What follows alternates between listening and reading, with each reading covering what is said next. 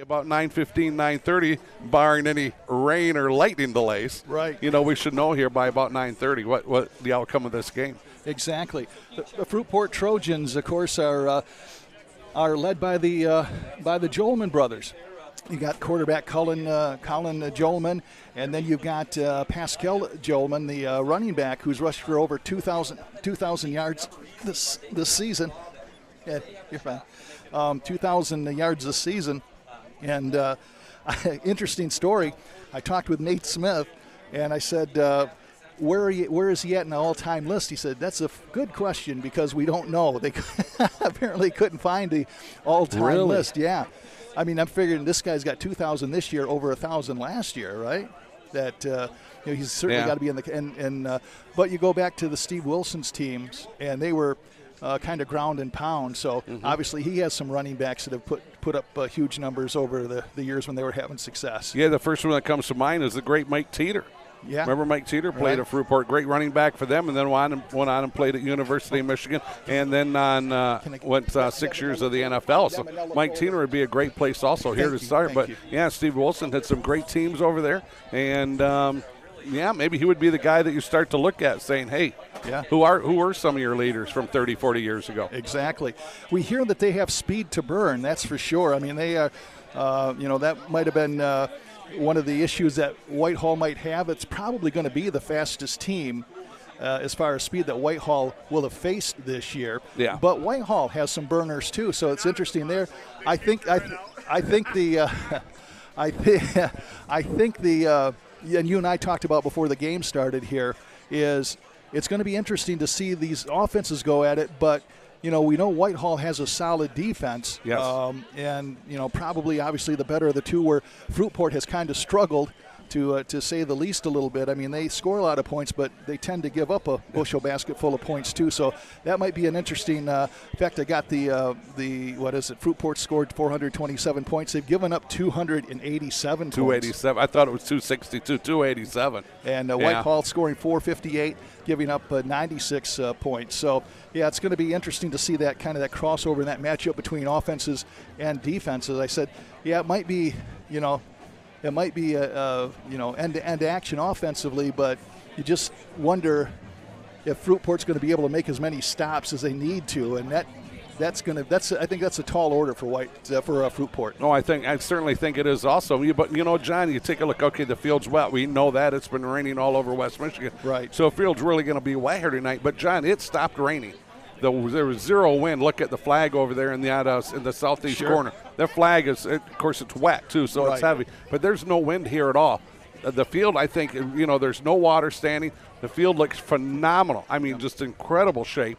So maybe here as this game goes on, some of this water starts to drain down. Maybe some of these games, either one of these teams can start to unwrap that passing game. Sure. That maybe at 5 o'clock they thought they weren't going to have. Right. And maybe by 7:30, 8 o'clock, once they figure out this field and how their spikes are working in this field, they might be able to get their passing game going. Yeah, I think you're absolutely right. Kind of an interesting side note here is Fruitport has two guys with identical names, Andrew Fielstra. One is Andrew J. Fielstra.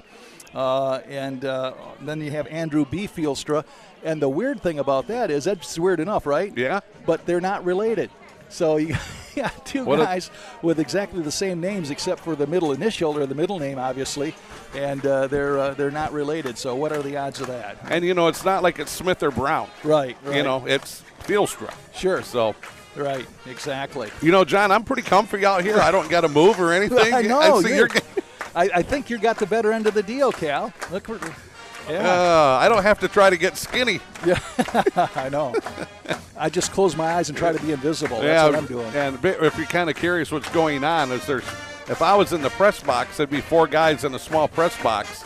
And all the coaches have to come through that door, either A, to go into the coaches' box, which is past us, or go up the ladder. And that's really where I would be standing, just inside that door. So I have decided to take one for the team and step outside. And I'm cozy, comfy right here. Good for you. Mr. Whitehall's standing right here in front of me. How you doing, buddy?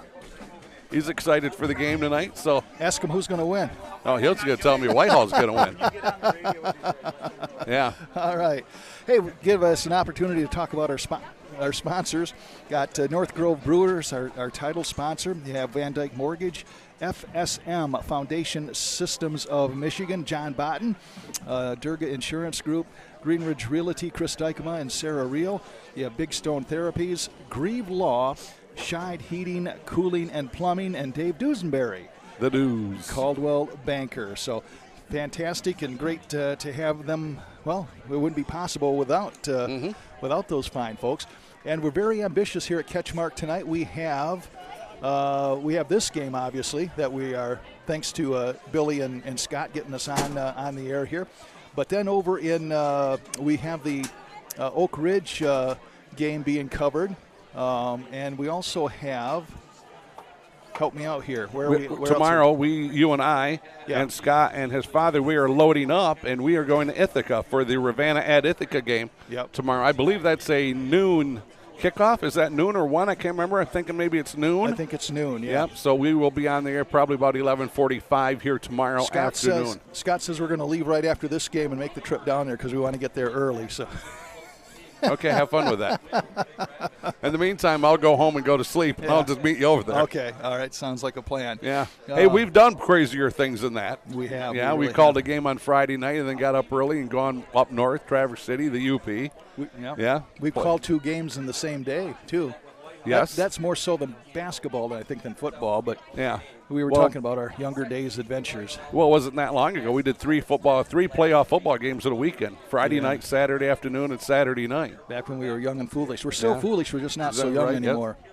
Yeah, and that was Oak Ridge on Friday nights, Ravenna Saturday afternoon, and Mona Shores on Saturday night.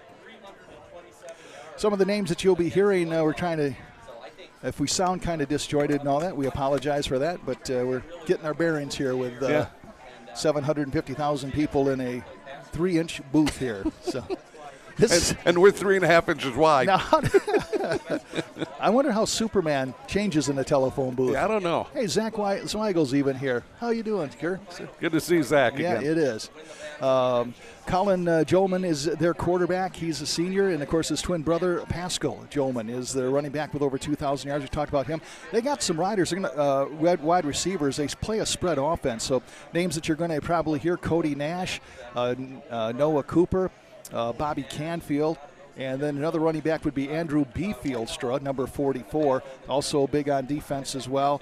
And then, of course, they got their big offensive line. And they do, we have talked about Whitehall having that good offensive line, that big offensive line. Well, we don't have heights and weights or anything like that, but we were talking to the Fruitport coaches and just looking down on the field. I tell you what, Cal, the Trojans have some beef up front too. Yeah, they are not small by no means at all. They are big, certainly are big.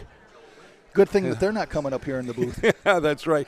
They are big, and look forward to seeing him, watching them here tonight. As you know, John, I like to watch the defensive lines. Right. Watch those kids work. So, we have not. You and I have not seen Fruitport all season. So, looking forward to seeing them here tonight, our first night, watching the Fruitport Trojans. They're in the OK Blue. And I'll tell you what, they obviously have some tough competition over there, and they are co-champions in that conference, along with West Catholic, Grand Rapids West Catholic. They've made 15 playoff appearances. Of course, a lot of those under the great Steve Wilson. Nate Smith has seen the Trojans get in the playoffs 3 years in a row, but it's been a bit of a drought. It's been kind of a slow go for the rebuilding of this Fruitport Trojan football team, and they are glad, the fans are, that they are back again this year. Their losses this year to two quality programs. They lost to Grand Rapids Christian and Unity Christian. As I said, Fruitport has scored 30 or more points 9 times. And this series is 20 games between Fruitport and Whitehall, and Fruitport leads the series 11-9. They played each other on a semi-regular basis back in the mid-1980s, and then obviously went in their different directions, so they're kind of renewing acquaintances tonight. But we always talk about, Cal, that West Michigan Conference and just getting everybody, ready for the playoffs. And we got another situation now where in the Rivers Conference, North Muskegon's setting home, right? Yeah. So there is a chance if Ravenna can catch lightning in a bottle. They got a tall order tomorrow against Ithaca, but anything's possible that a team that didn't win the conference title is not going to advance as far as some of the other teams or another team in there. Well, it certainly, very well could be that way. I think we're about. I just noticed we're about 2 minutes away from the national anthem. Fruitport already lined up here for the national anthem. I'll tell you, I can't hear that. So once they make that announcement, go ahead and. I'll give you the high sign. Give me the high sign. Yeah, exactly. How about this Whitehall Viking team? Kyle Stratton, over 1,300 yards passing, 24 touchdowns, and then he turns around and he's rushed for over 800 yards, 14 touchdowns, and. This kid, we have literally seen him grow up in the last couple of years from the first game, I believe, that he played over here to now. And he was good even as a youngster, but boy, he has just grown and matured into that role at quarterback, hasn't he? Yeah, I think we kind of watched him grow up in that Oak Ridge game last year. Right. From the beginning to the end, I'll tell you, I think it was the Oak Ridge game, and he just has done a wonderful job here at the helm here of this vaunted Whitehall Vikings offense. And they have so many weapons. It all starts right there with Kyle Stratton. Really does. Jackson Cook is their fine running back. Got over 400 yards rushing, 8 touchdowns. Nate Boley, talked to him about being like the Swiss Army knife. 300 yards receiving, 200 yards rushing, 5 interceptions. Training Ayler and Camden Thompson. They're 2 fine receivers as well. And then defensively, got Jackson. Oh, we got the national anthem. Thanks for the sign there, Cal. Appreciate that. We're looking down. Okay, we will go to the field.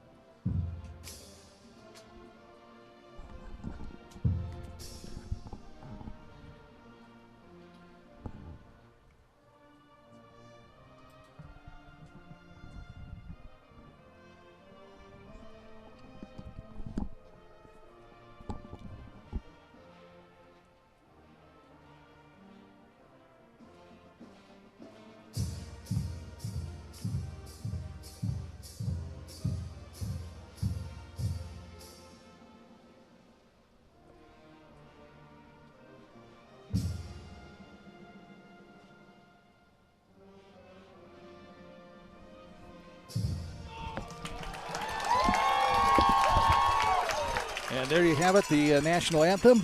And we are just about ready for the start of this matchup between the 8-2 Fruitport Trojans and the 10-0 Whitehall Vikings.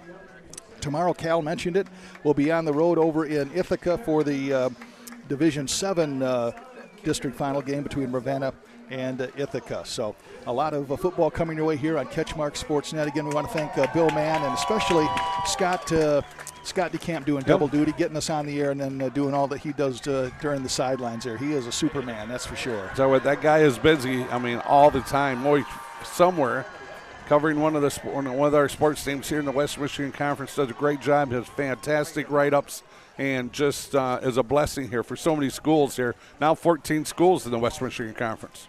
And we're going to also try to do our best to keep you updated on the other games. Another game that the folks here will be trying to pay attention to is Grand Rapids South Christian and Unity Christian. The winner here would play the winner of that game next week. So we're going to try to keep you updated on all of those. Cal, as we get set to kick off here, final thoughts before we get things going. Well, the weather's kind of, cooperated here now a little bit. I haven't looked at radar on my phone. I got it propped up here to the left, and but it's not bad right now. It's really, it's comfortable out. It's not.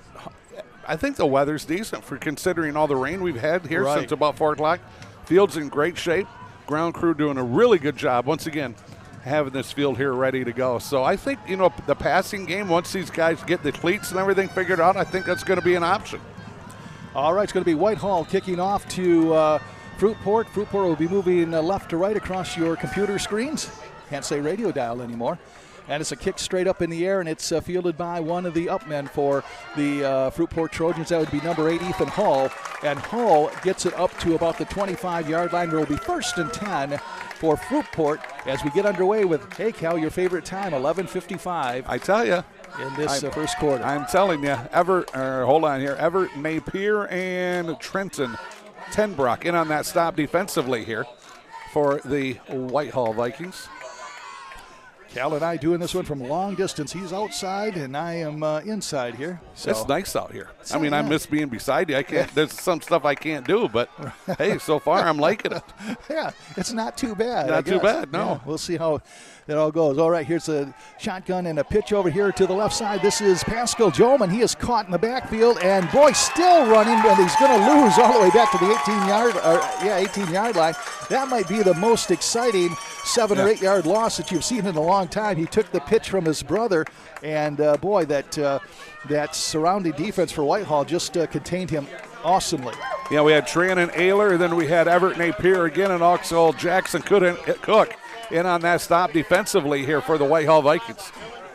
All right, it's going to be 2nd down and 15, ball at the 20-yard line. And it is going to be a handoff up the middle and not much going as the running back falls forward for a couple of yards. That's going to be number 44. That would be, I'll tell you in a second here. Well, I can tell you who's got the stop. Jamar Hill over there, and Winton Napier making that stop defensively. It's going to be Fielstra. That's who it is on the carry. All right, it's going to be 3rd down and 13, ball at the 22-yard line. Just underway, no score. 10:49 left first quarter. Here's a jet sweep left side. This is Pascal Jolman, and he is caught in the backfield again.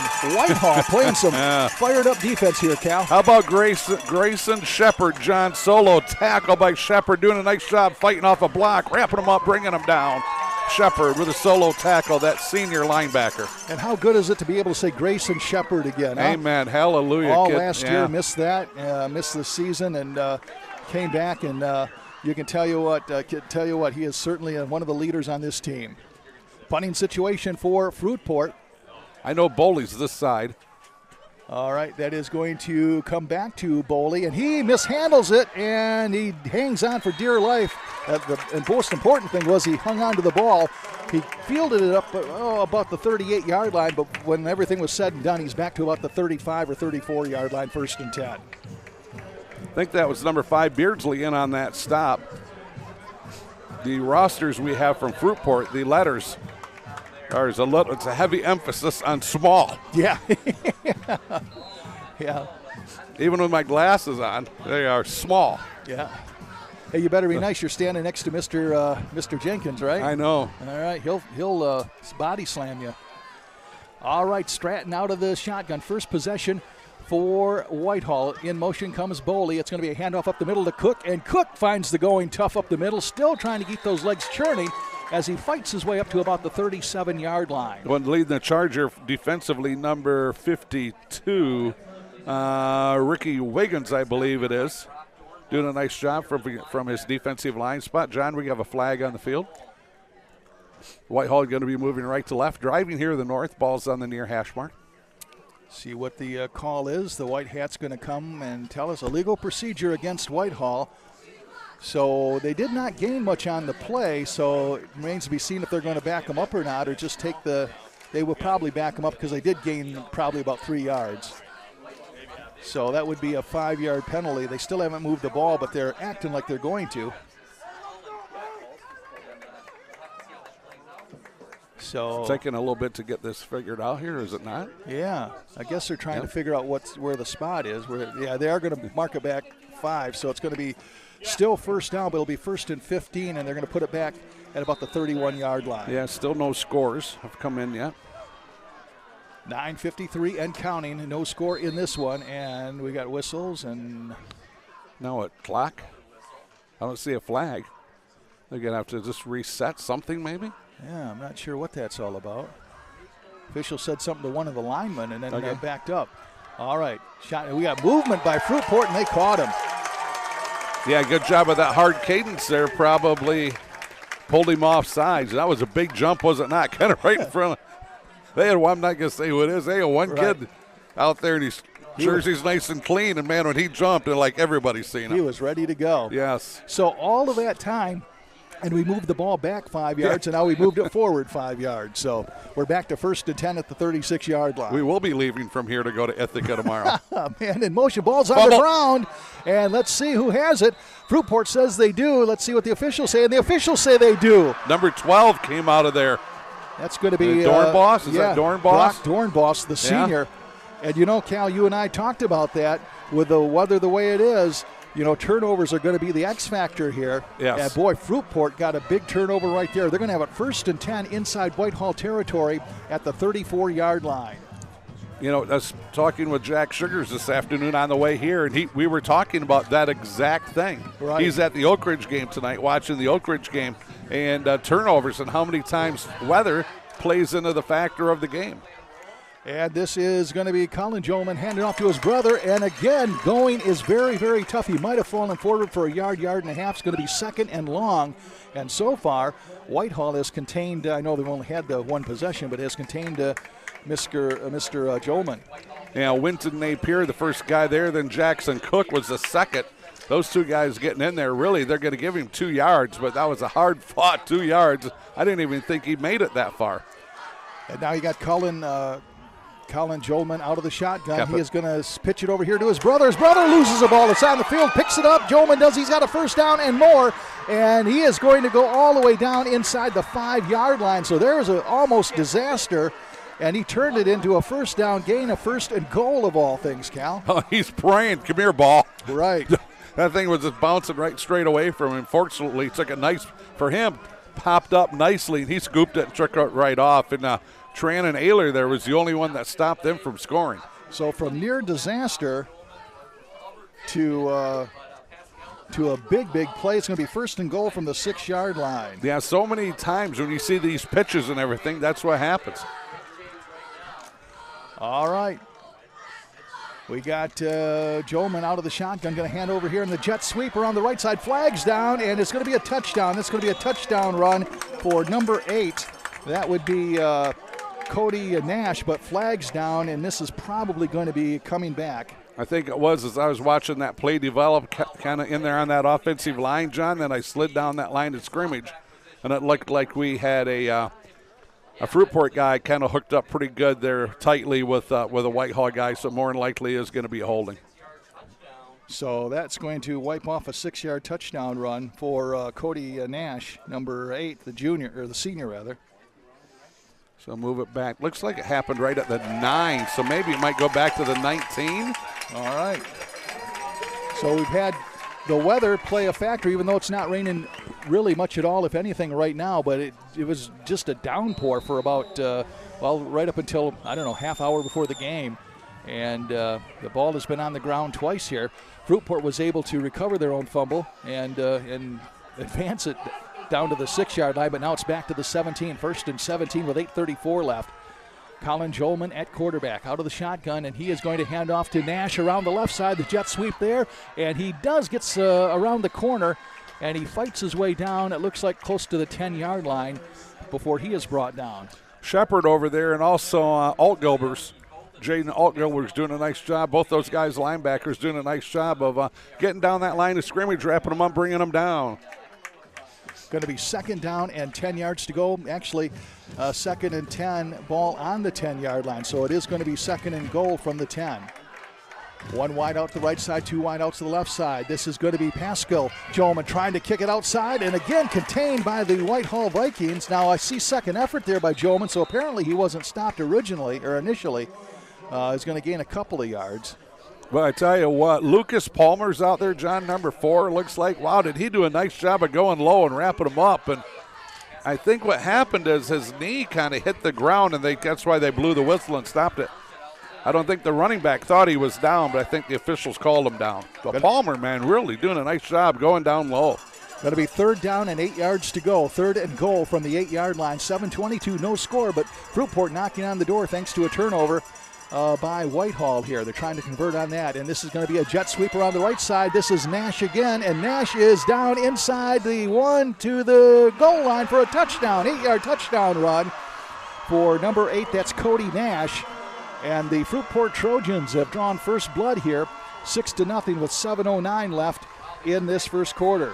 Well, I tell you what, he had a caravan of blockers out there out in front of him. Number 10 there, that's Cooper. And 21 is it Jolman? Yeah. Yeah, those two guys out in front doing a nice job of blocking, kind of wiping out some of those Whitehall defenders. And that allows him to get in that defense. Good job of blocking up front there by the Fruitport Trojans. All right, they are going to go for the 2-point conversion here. Again, this is Colin Jolman firing a cross grain left side, and it is knocked away. Couldn't see who the defender was over there. I got you. That's number 4 once again, Lucas Palmer, that senior defensive back.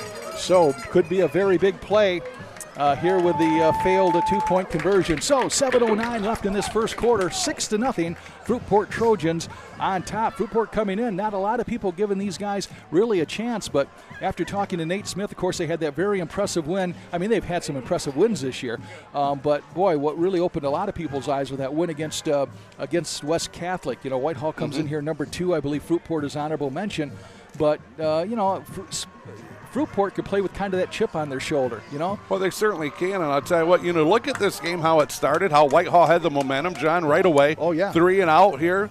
Whitehall forces Fruitport to punt. Little bobble on the pump, but that's okay. You know, it's wet out a little bit, but then all of a sudden Whitehall turns it over, and Fruitport goes right down the field and punches it in. Right. Whitehall had the momentum. Fruitport took it away from them. So Fruitport up 6-0, 7:09 left here in this first quarter.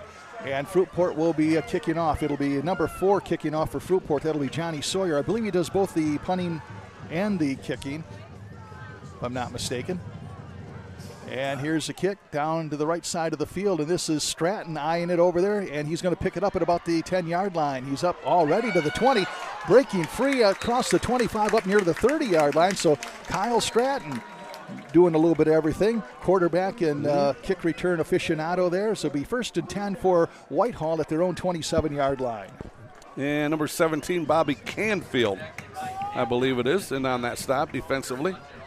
Did I tell you how small the letters are on this? Yeah, yeah, it is. I've actually resorted to my hand-written one, which is kind of dicey because I can't read my own writing. But, yeah, you're right. All right, big series here for the Whitehall Vikings. They trail 6-0. And Stratton out of the shotgun at his own 27, and he hands off up the middle. But that's Cook. That's Cook fighting his way up across the 30 to maybe the 31's going to gain about 4 yards there. It'll be 2nd and 6 with 6:55 left in this first quarter. Ricky Wiggins making that stop there from his linebacker kind of position. I think they had him down, though, on that defensive line that time, John. So good job by him wrapping him up. And tell you what, I think Cook, if he could have busted that tackle, he might have been off for some more yardage there. But Ricky doing a good job wrapping him up. All right, 2nd down now. This is Stratton. Here comes the heat. Stratton eludes it from the left side. And now he's going to run, and he's going to get back to about the 31-yard line. But he did well to gain. Now he lost his helmet, so Stratton's going to have to come out of the game for a play, and it's going to be a crucial 3rd and 8, Cal. Andrew J. Felstra was the one that kind of knocked the helmet off. He had about 3 or 4 Fruitport guys there, really put a good hit on him. But Andrew Felstra, J. Felstra, we have 2 guys with the same exact name, and they're not related. That's crazy. He's the one that put the big pop on him, and the helmet came flying off. I believe Lucas Palmer is going to be in at quarterback right now for this play, but it's a big 3rd and 7 at the 29. Jet sweep around here. This is Boley. Boley is up across the 35. He's at the 40. He's at the 45, 50. He's down to the 45, down to the 40. Tight walking. He could be gone. One man to beat. He loses the ball, and he gets it, but now he loses it again, and Fruitport has it. Do you believe it? At the 10-yard line. Boley got all the way down to the 10-yard line, fumbled the ball, jumped back on it, and then squirted away. And Fruitport has it 1st and 10 at the 10-yard line. What about that, huh? Wow. Well, first of all, let's go back to that run that Lucas Palmer had, because he got a great block. I'm sorry, it wasn't him. Boley, right? Right. Lucas Palmer had a great block at about the 30. Palmer's the one that's really sprung that play for an additional 20, 25 yards. And then all of a sudden, he dropped it. And I know this game's early yet, but I'm already thinking of a game that we covered back in 2004 that kind of started out like this, and it did not. I'll tell you about it after this play. But this game's already reminded me of that game. Boy, you could have had it 1st and goal at the 10, and Fruitport has it 1st and 10 at their 10. Wow. This is Colin Jolman keeping it, quarterback keeper around the right side, and he's going to get up to about the 12-yard line. Boy, I'll tell you what, Whitehall's defense has pretty much risen to the occasion here in the Jolman brothers. Well, once again, Gratian Shepard out there wrapping them up, bringing them down. Shepard doing just a great job. And to go back on my point here, on my thought a moment ago, John, the Oak Ridge Eagles beat the North Muskegon Norsemen back in 04 in the regular season, 61-6. North Muskegon had to play Oak Ridge in the playoffs. Norsemen beat Oak Ridge in the playoffs 21-14 5 or 7 times. Oak Ridge had the ball in the 20 and never converted on that. And this is the way this game's already starting. Yeah, that's not a good recipe for Whitehall. And now it's going to be 2nd and 8. Ball handed over here to the left side. This is Pascal. Flag down. Pascal Jolman is going to be shy of the first down by about 3 yards, but a flag comes down in the area of maybe a hold or an illegal block, so this is likely going to come back. Well, I tell you what, doing a good job over there. Palmer again, and then he also had a little help from Kamir Reddy. Right. Reddy had a big game last week. Right. I can't remember.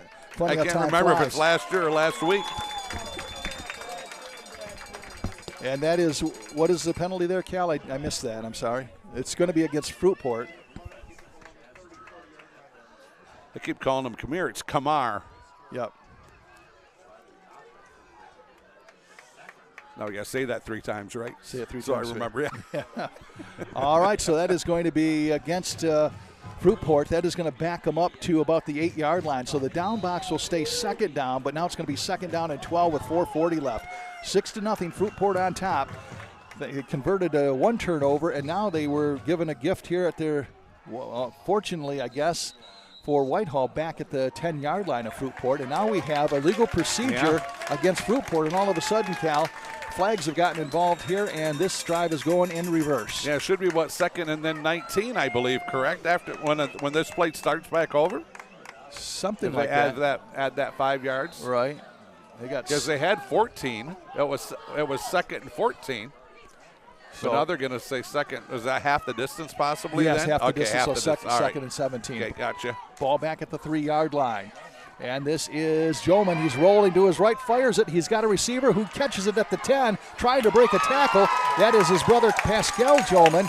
And a nice way to stay with it. I believe that was Jackson Cook if I read my numbers right there, really did a great job of grabbing onto Pascal Jolman and making sure he didn't hurt him anymore. And also Nate Boley helping out over there. Good job. You're welcome. Going to be 3rd down and 10, 3:51 and counting.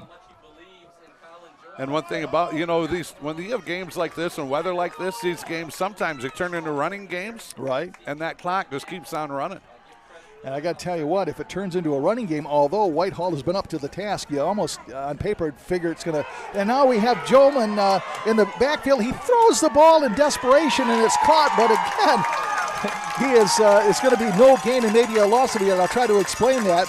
It was snapped back to Colin Jolman. He was feeling a tremendous rush. He started to go down, threw the ball and threw to his brother, Pascal. And Pascal got maybe a couple, but again, you can't talk enough about Keith Stratton's, he's their defensive coordinator, about their defense coming to play this evening. Yeah, that was Everett Napier, the little heat-seeking missile, number 20. They're coming in off that left side. He just about had him for a big sack. So it's going to be 4th down and 18. Here's the punt, high in the air.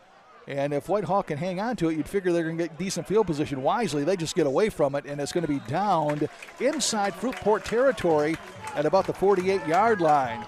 I tell you what, Whitehall's going to have the ball in really good position. They'll be moving right to left, driving here to the north. The ball's going to be out on that far hash mark with 2:44 left to go first quarter. And Fruitport has a lead here over the Vikings, 6-0. And John, I'll tell you what, Whitehall's got to take care of the ball. They've had 2 possessions. They fumbled it twice. Yep, and one of them were on the 10-yard line of Fruitport after a fantastic run by Nate Boley. All right, 1st and 10, still close game despite all the drama here. 2:44 left in this first quarter. Stratton out of the shotgun's got a single setback, and it is going to be a handoff. I believe that's Jackson Cook, and Cook is inside the 40 to about the 37-yard line. 84 over there in on that stop, John, and that is going to be, I got to find his number, Peyton Flores. That was Darnell Mack on the carry. My bad on that. That's okay. Darnell Mack gained 7 yards. 2nd and 3 from the 44-yard line. We'll let you live to see you tomorrow. 38-yard line. And now it's going to be a handoff again to Mack. Mack, the workhorse, does not find the going very easy there. Maybe a yard and a half, or 2 yards, and it's going to be 3rd down.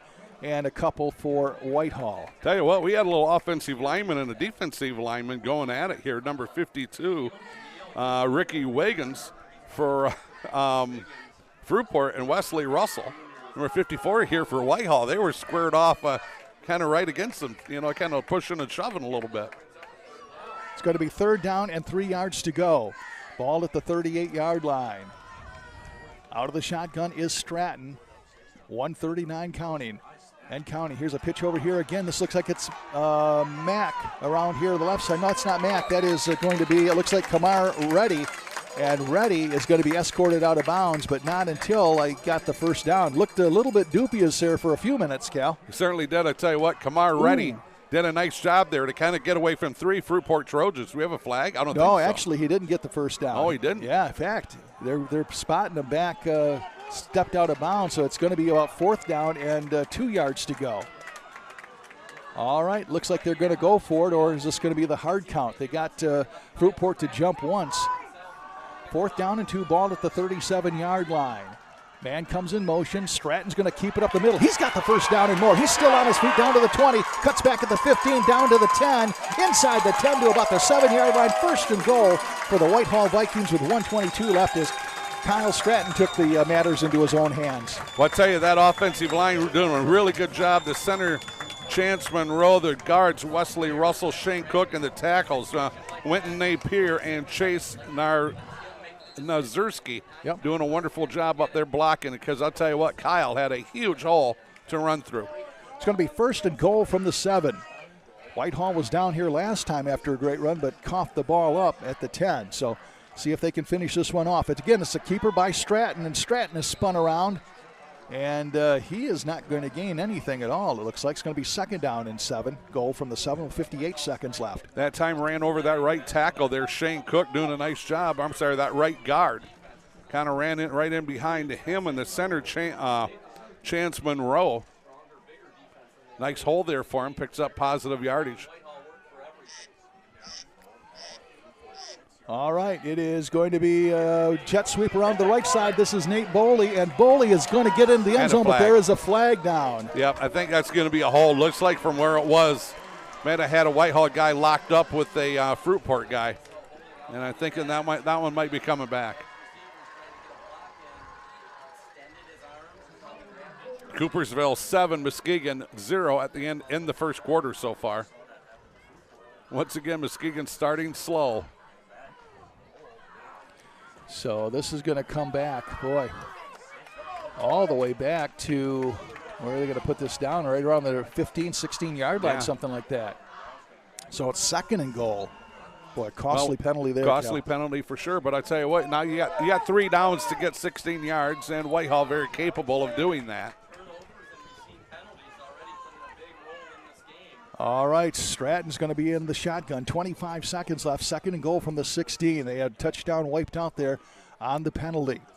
Stratton is looking to his left, fires it, and it is caught over here by number 9. That's Cam Thompson, and Thompson is thrown down right around the 10-yard line. So he's going to gain about 6, and it's going to be 3rd and goal from the 10, and that could very well be the final play of quarter number 1. Yeah, nice job by Thompson. First of all, he caught it, then he secured it tightly before he made a move. Nice pitch and catch there by Whitehall. All right, the first quarter comes to an end, and Whitehall trailing the Fruitport Trojans 6-0 here as we go to quarter number 2. Give us an opportunity to talk about our sponsors here. North Grove Brewers, located in beautiful downtown Montague. North Grove Brewers is a hidden gem in West Michigan's craft beer scene. They offer a broad, rotating selection of beer cocktails that you won't find anywhere else. Clubhouse offers fun, welcoming atmosphere with friends who are considered family. The kitchen has a variety of sandwiches, tacos, and other snacks. Quench your appetite. Come on out there for the entertainment, everything including trivia, live music, and much more. Located 8735 Water Street in Montague, or call them at 231-894-0144. By the way, if you see us up on YouTube and you're listening to this, like us and subscribe. Absolutely free to CatchMark SportsNet, and join the CatchMark family. We appreciate that. Certainly do. Like us, and I tell you what, John and I, we love M&Ms. Yeah. Yeah. Well, first quarter, we talked a little bit about the weather maybe being a factor, and, not to take anything away from anybody, but it certainly has hindered Whitehall more than it's hindered Fruitport. Fruitport has actually kind of coughed up the ball a couple of times, but heads-up move have been able to, get it back, and even in one case, gain some significant yardage. John, we've done some Whitehall games this year, and I don't remember them having very many turnovers at all, let alone 2 in the first quarter. I mean, we would remember that for sure. All right, 3rd and goal from the 10-yard line. Fresh 12 minutes on the clock. Second quarter just underway. Stratton out of the shotgun. 2 wides to one side. Man comes in motion. Stratton now has time. Pumps, fires it, and he's going to lead his man, his intended receiver, Cam Thompson, a little too far. And now it's going to be 4th and 10. Now they do have a field goal kicker in Landon Howe. So this would be there at the 10. So this would be about a 27-yard field goal attempt. I'll tell you what. I think they're going to. And Landon's coming in, number 7. He's on the move. He's headed out there. So I'll tell you what, here we go. So Oak Ridge 8, Belding nothing. So it's still in the first quarter. Thank you, Arlene. So now we got Boley holding for Landon Howe. Last week we saw Boley coming up with some great saves there to get the ball down for some kicks. Nice snap this time. Here comes the kick. It is going to be long enough, and it is good. Nice job. Yeah. You know what? Nice snap, nice hold. Nice kick. Well done there by special teams there for the Whitehall Vikings. So it is going to be 11:53 left in this first half, and the lead has been cut in half. Fruitport leading the Whitehall Vikings by the score of 6-3. Give me an opportunity to talk about another one of our merchants. How about Van Dyke Mortgage? Mario Flores and the gang over there. Commitment to finding the right home loan for you is second to none. Their experienced licensed team is ready to work with you to ensure a smooth and timely loan process. They're located at 460 West Western in Muskegon, or give them a call, 231-332-6500. That's Van Dyke Mortgage, and again, another one of our fine sponsors. Surprised we have not heard anything from Rick Hickman yet. I think he would be at the Reed City game here tonight. Who's Reed City playing tonight? Do you recall? I do not know. I seen it, but can't remember. He says that he feels they could be at least a semifinal team this year. We'll see. All right, Jack McDowell will be kicking off for Whitehall. Nice kick. And it's going to drive Pascal, all the way back to about the 5-yard line, loses his footing and tackles himself because he falls down there. So Pascal Jolman falls down at about the 5. It's going to be 1st and 10 for Fruitport at their own 5-yard line. I'll tell you what, now that was a lot of your career, was it not? You were tackling yourself quite often? That's right. Leading, that's the only way I was going to get any tackles. Yeah. You know? So 1st and 10 on the 5-yard line. Let's see from Whitehall's perspective if they can keep Fruitport caged in here. Fruitport up 6-3 with 11:50 left in this first half. Go ahead.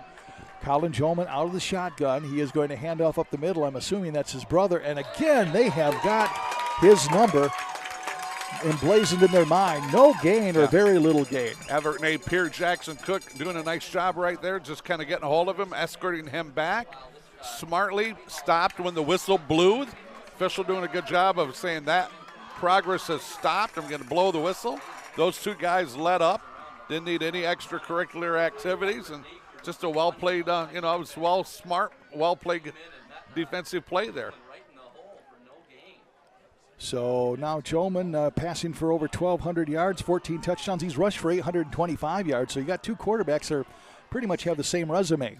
2nd and 10, ball at the 5. This is Colin. He's going to hand off to his brother, Pasco. Pasco breaking tackles up to the 10, up to the 11-yard line before he is brought down, and he's going to be shy of a first down by a couple.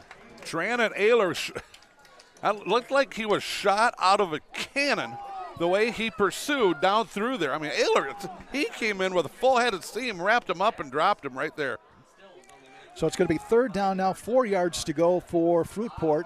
Ball is on the 11-yard line. Mona Shore 7, Forest Hill Central nothing. All right. Pascal Jolman going wide out to the right side. Single setback. And another man in motion, and this is a jet sweep around the right side. I believe that's Cody Nash, and Nash is fighting, going tough, and he's going to be thrown down. Cody Nash, the senior. Oh, and a late flag comes in. Oh, I'll tell you what, Everett Napier doing a nice job of wrapping him up, bringing him down. Might have been a little bit extra going on there afterwards. Boy, that'd be a shame for Whitehall if it is against them, because there was there was a little bit, maybe too much celebration there, but I'm not sure. I mean, that was that was my first thought when I seen the end of the play. I was like, dude, just get up and get back. What a tragedy for Whitehall. If that is the case, you had Fruitport stopped, and if this is going to be against Whitehall, it's going to be a first down. Dead ball, foul, unsportsmanlike. They're pointing towards Fruitport. Boy, I did not see that. So maybe somewhere it happened in there, and I seen a little extra there from Whitehall, but maybe that led to it. Yeah, maybe as a retaliation. Yeah, and sometimes as a retaliator gets called. So that's going to go against Fruitport, so the play will stand. So it's going to be 4th and 4? Yeah. That's fourth and 10? No, 4th and 10. It's going to be half the distance, right? Yep, and here comes the punt team. Yeah, punt team I comes tell out. you what, right now, Whitehall once again could get excellent field position. Trannon Ayler and Nate Boley go back, and you're absolutely right, Cal. In fact, they're going to line up, not even on the other side of the field. They're going to line up right around the 40 of Fruitport. This is going to be Johnny Sawyer, I believe, right in the end zone. 21. Oh, 21 is the punter? Yep. That's going to be Pascal. Pascal Jolman puts his foot into it. Spiraling kick. It's going to hit at the 35. Whitehall getting away from it as it goes all the way out to about the 41. But Whitehall does have it inside Fruitport territory at the 41-yard line with 9:56 left in this first half. I have 99% confidence, John, that was number 21 on that punt. You could be right. So here we go. Whitehall once again with the ball. Now good field position this time. As they're going to start out, man, we're at the 35, 41. Oh, yeah, 41, my bad. I mean, it's like right in front of me. I should be able to figure out where it's at. That's all right. Whitehall moving left to right, driving south. The ball's a little bit towards that far sideline. All right, 9:56 left. Stratton out of the shotgun. Two wideouts left, one wideout right. Stratton running for his life around the right side. He's going to have to just chuck it now, and he does. Just throws it in the general direction of Trannon Ayler. Well, I tell you what, great defense, great pursuit that time there by number 84 for them, and that's Peyton Flores.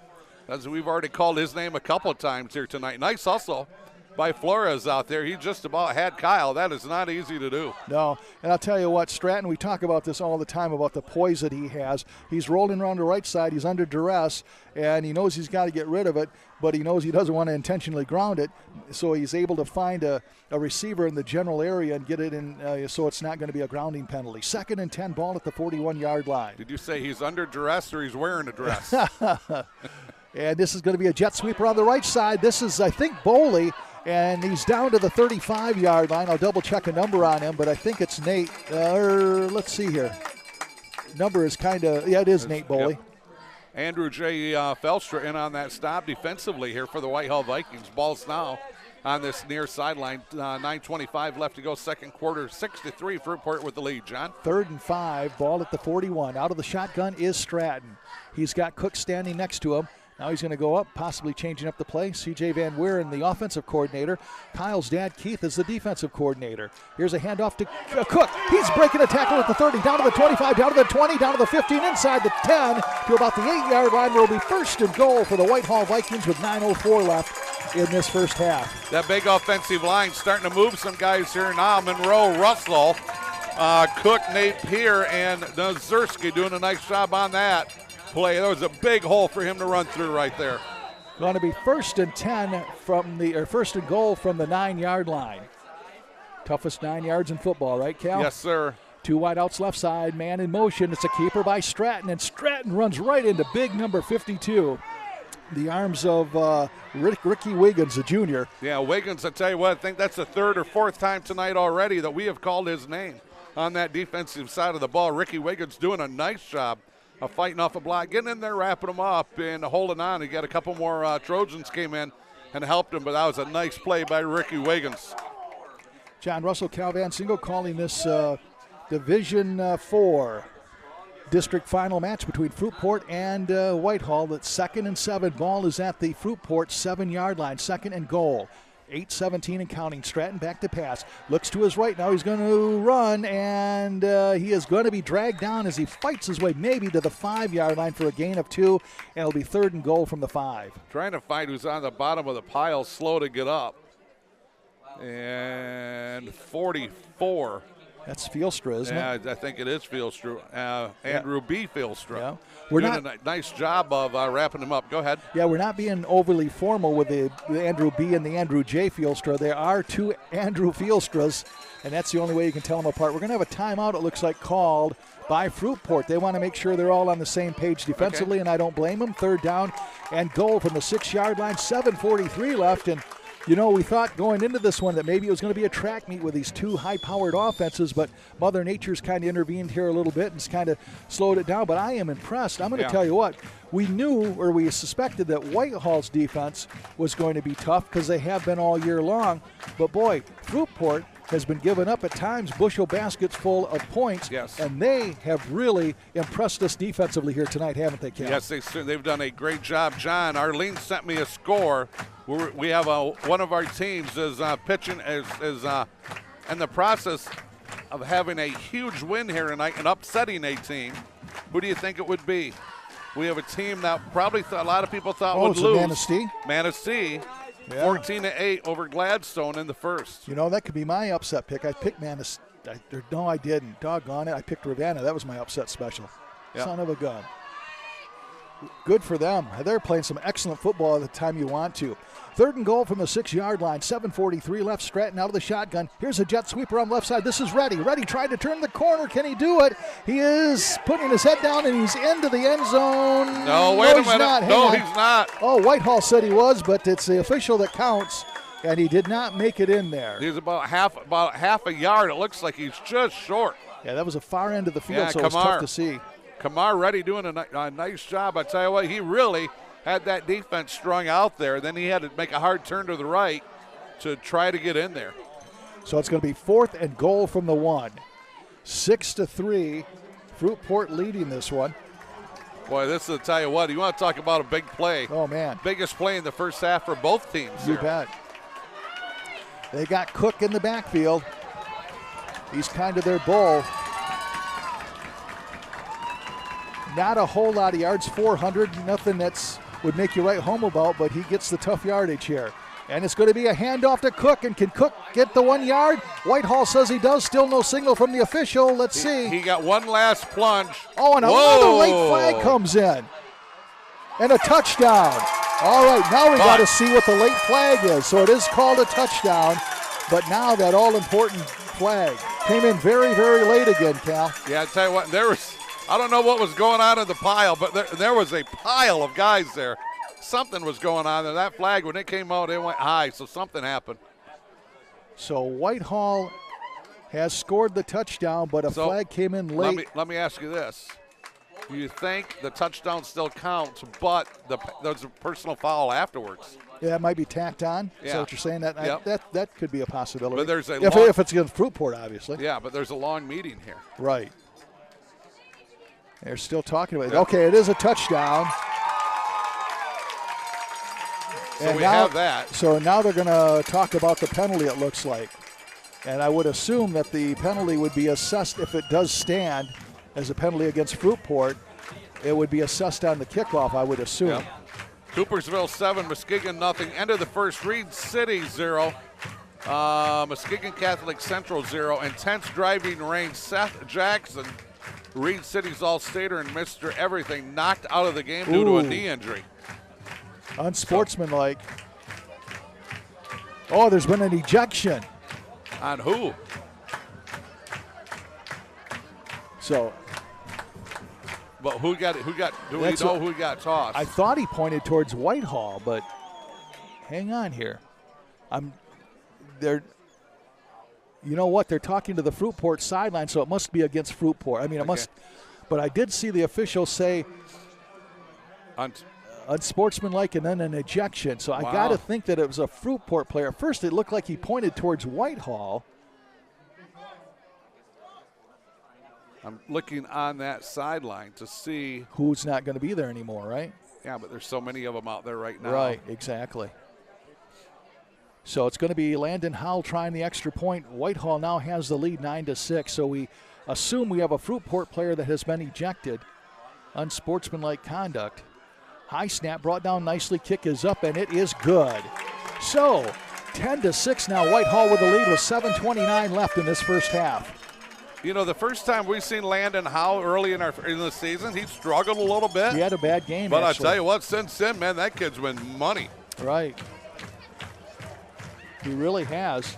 And I'll tell you what, again, that wasn't a great snapback, but Boley, the last game that we did, the playoff game against Big Rapids, he single-handedly kind of saved those extra points by being able to get it back down. That is an art in and of itself as a holder to be able to do that. And that was a little bit of high snap again. And there's so much timing that goes in. You were a kicker, so you know that. That's all timing. Yeah. It's all timing. And got some scores here. Oak Ridge 8, Belding nothing. Mona Shore 7, Fort still nothing. Once again, Reed City and Muskegon Catholic, they're tied. There's no score there. Manistee 14, Gladstone 14-8. And that's for Manistee. And Jack McDowell kicks off, and this is going to be Jolman. Pascal Jolman at his 20. He's up to the 25-30, 35-40. He can fly. He's up to midfield, still on his feet at the 45, down to the 40. He's at the 35, and he's going to go down close to the 30-yard line. What a return there for the fine senior, Pascal Jolman.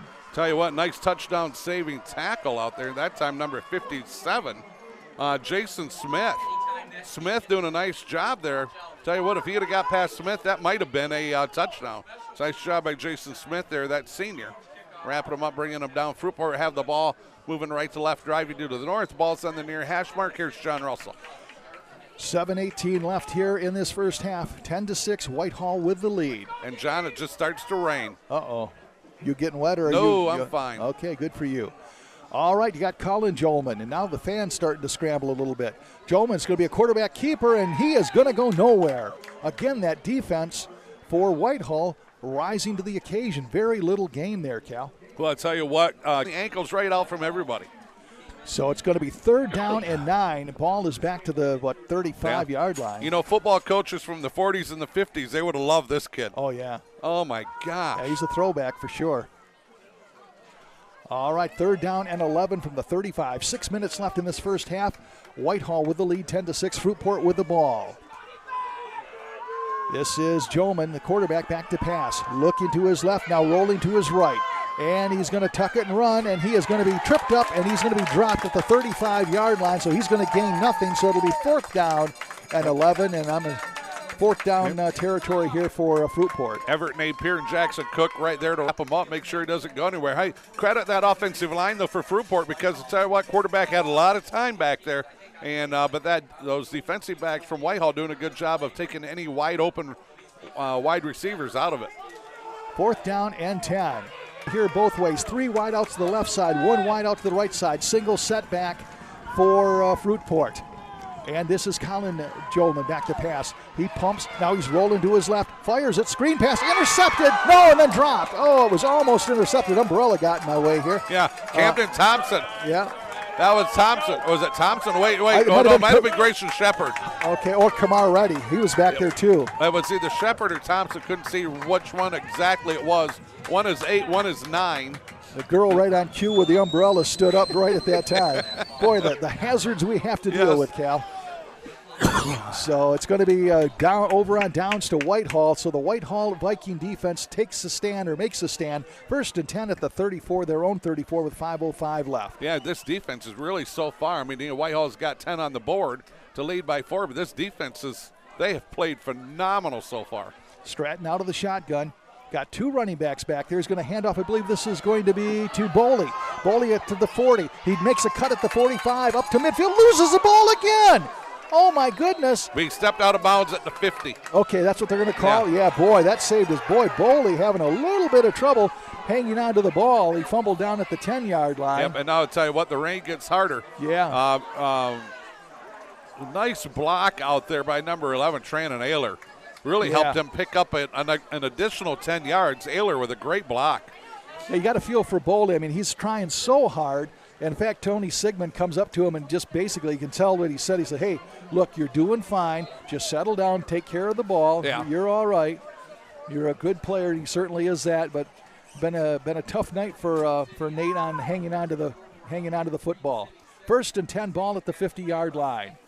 Here is a handoff up the middle, and this is going to be Boley again, and Boley fights his way up to the 45-yard line inside Fruitport territory. Well, nice job by Fruitport once again. Tony Sigmund and those coaches saying, all right, hey, Boley, you maybe dropped it the last time a little bit, but everything's okay. We're going to give you the ball again. Yeah. They don't let it get into his head. Keep it out of there. 2nd down and 5, ball at the 45 of Fruitport. Whitehall leading Fruitport by the score of 10-6. What a game this has been under less than ideal conditions. 4:23 left in this first half. Stratton out of the shotgun. He is going to drop the ball, and he falls back on it. Man, I'm going to tell you what, Cal. This game is far from over with these with the slippery pigskin. Oh, yeah, we're going to, for sure, now that as hard as it's raining, we're going to see this even happen even more yet, and if not this and the rest of the first half and the second half. So it's going to be 3rd down and still 7 yards to go. The officials. Yeah, there's not much support there. Tell you what, the officials asking for a dry ball, and they got one. All right, so they will be putting a dry ball into play. 3rd down and 7, ball at the 47 of Fruitport. 3:38 left here in this first half, 10-6. Whitehall on top. Big play here for the Vikings. Try to get another first down to keep this drive going. Stratton looking to his right, fires it, and it is, boy. Knocked down at the line of scrimmage. I'm going to have issues with this girl with the umbrella, I'm going to tell you that. I think it was number 44 for them. I think it was 44, Andrew B. Felstra.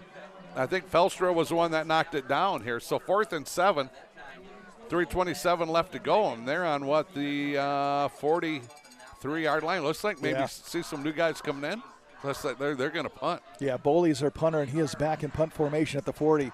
Boy, with the weather conditions there right now with the lead, you probably don't want to take any kind of chances here. Boley's got to catch this clean and get this off and get. Yeah, good job by him. And again, that rugby punt, he's going to keep it. He's up to the 45-40. He's at the 35. He's down to the 30. Cuts at the 25, down to the 20-yard line. Nate Boley, a big first down for the Whitehall Vikings. And when have we seen that before, Cal? Yeah, I tell you what. How about that coaching staff? Hey, do you think the coach? Remember, Boley did that before last year, wasn't it? Last year or the year before? Yeah. And the coach Sigmund says, "I didn't call that." Well, you got to wonder if he called that tonight, or I'm sure they've watched a lot of film here on Fruitport here in the last couple of weeks, knowing that they might be playing these guys. Might have seen something in film study. That where they thought they could do it, and great play call, nice job by Boley to get that big first down. Yeah, he's got definitely got the first down there. This is Stratton going to roll around the right side, puts his head down and fights his way, down to about the 15-yard line. It looks like, Cal. Yeah, hustle out of bounds over there by number 1. That's Colin. Is that Joelman? Yes. Thank you. Yep, that's the quarterback and also plays defense. Reed City 6, Muskegon Catholic Central nothing. Boy, tell Rick that we needed a score. Now all of a sudden he's on top of it, huh? Yes, he is. Either Rick there was no score for the longest time. Yeah. Probably why he's a little quiet. Going to be 2nd and 8 now. Ball at the 18-yard line of Fruitport. Whitehall in Fruitport territory. 3:03 left here in this first half. Whitehall leading 10-6. Boley comes in motion, then comes back. Back to passes Stratton. Here comes the rush. Stratton is going to go down, and he again just throws it to get rid of it in the general direction of Kamar Reddy, so he avoids a grounding penalty, and now it's going to be 3rd down and 8. Tell you what, 2 guys there on the move to try to get the sack. One was Cooper. That one was Ricky Wiggins. Almost had him, but you know what was really impressive? What's that? 2 Whitehall guys came over and helped both of them up. And great sportsmanship right there by the Whitehall Vikings. So it's going to be 3rd down and 8. 2:56 left. Clock stopped on the incomplete pass. Stratton out of the shotgun. He's got 2 running backs back there. One of them is Jackson. The other one, I think, is Mack. And it's a counter play to Mack. Mack is up to the 15. Still on his feet, down to the 10. And he should have another Whitehall first down. Great second effort by number, I believe that's Darnell Mack.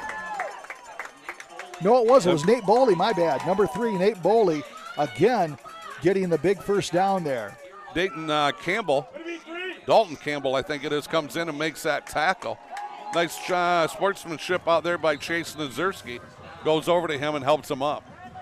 Boy, the Nate Boley drive here, huh? Yeah. 1st and goal from the 8-yard line. Whitehall knocking on the door with 2:40 left here in this first half.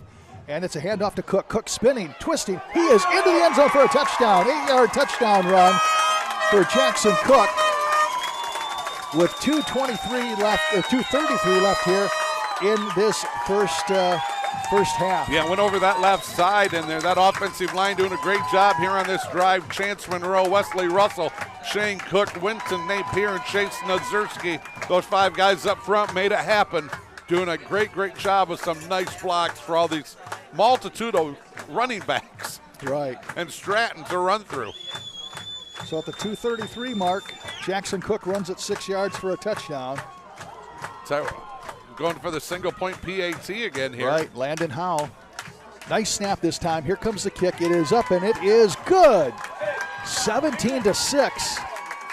Whitehall now has extended their lead after falling down 6-0. They've scored 17 unanswered points with 2:33 left here in this first half. Great special teams play again there in unfavorable weather here conditions, John. Exactly. Give us a chance to talk about Foundation Systems of Michigan for all your basement waterproofing, crawl space, and encapsulation and foundation repair needs. Check them out. They are located at 5985 Clay Avenue in Wyoming. Or give them a call. A couple of numbers here: 231-255 or 225-6488 or 616-333-9119. Rick Hickman. 9119. There we go. Oak Ridge 22, Belding 8. South Christian 14, Unity Christian 14. Okay, they're tied. Yep. The winner of this game would play the winner of that game. Onside kick here, or a squibber kick. It's going to go out of bounds. So it'll be a penalty against Whitehall, and that will move the. They'll go out of bounds. Remember a couple weeks ago, they kept placing it at the 40, and it just completely messed us up. Yeah. Should be 1st and 10 on the 35. Unless you're in Whitehall, then it's 1st and 10 on the 40, because that's what happened. We were like, no, that was at Oak Ridge. Remember oh, was that? it? Yeah, okay. Yeah. 2 of them in a row. Yeah. Yeah, we were doubting ourselves.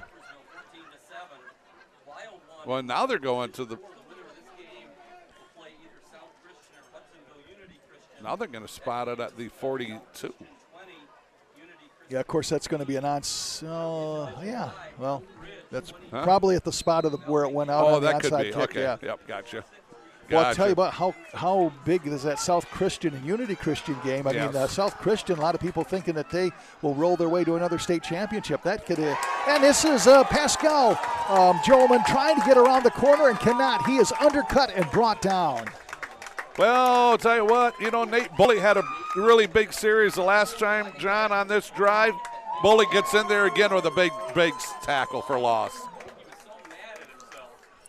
So that is going to be 2nd down and 12, only a loss of a couple, but boy, oh boy, are Whitehall doing a good job on, defense in general, but especially really shutting down a 2,000-yard rusher here. Yes. 2nd and 12, ball at the 40-yard line. 1:52 left here in this. Ball's on the ground. First end, the ball is on the ground, and let's see here. Looks like Fruitport might have, they got back. They got it back. There's quarterback. He dropped it, picked it back up, and then he tried to run afterwards. I seen it hit the deck, but then I must have think maybe it bounced right back up to him. 1:40 left to go here, first half. All right, 3rd down and 12, ball at the 40-yard line. Arlene reporting Mona Shores and Forest Hill Central tied at 7 in the 2nd quarter. Thank you, Arlene. Appreciate that.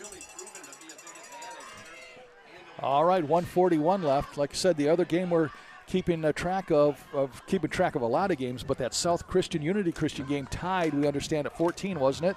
Yes, it was. And John, we must have had a penalty because the officials are moving the ball back.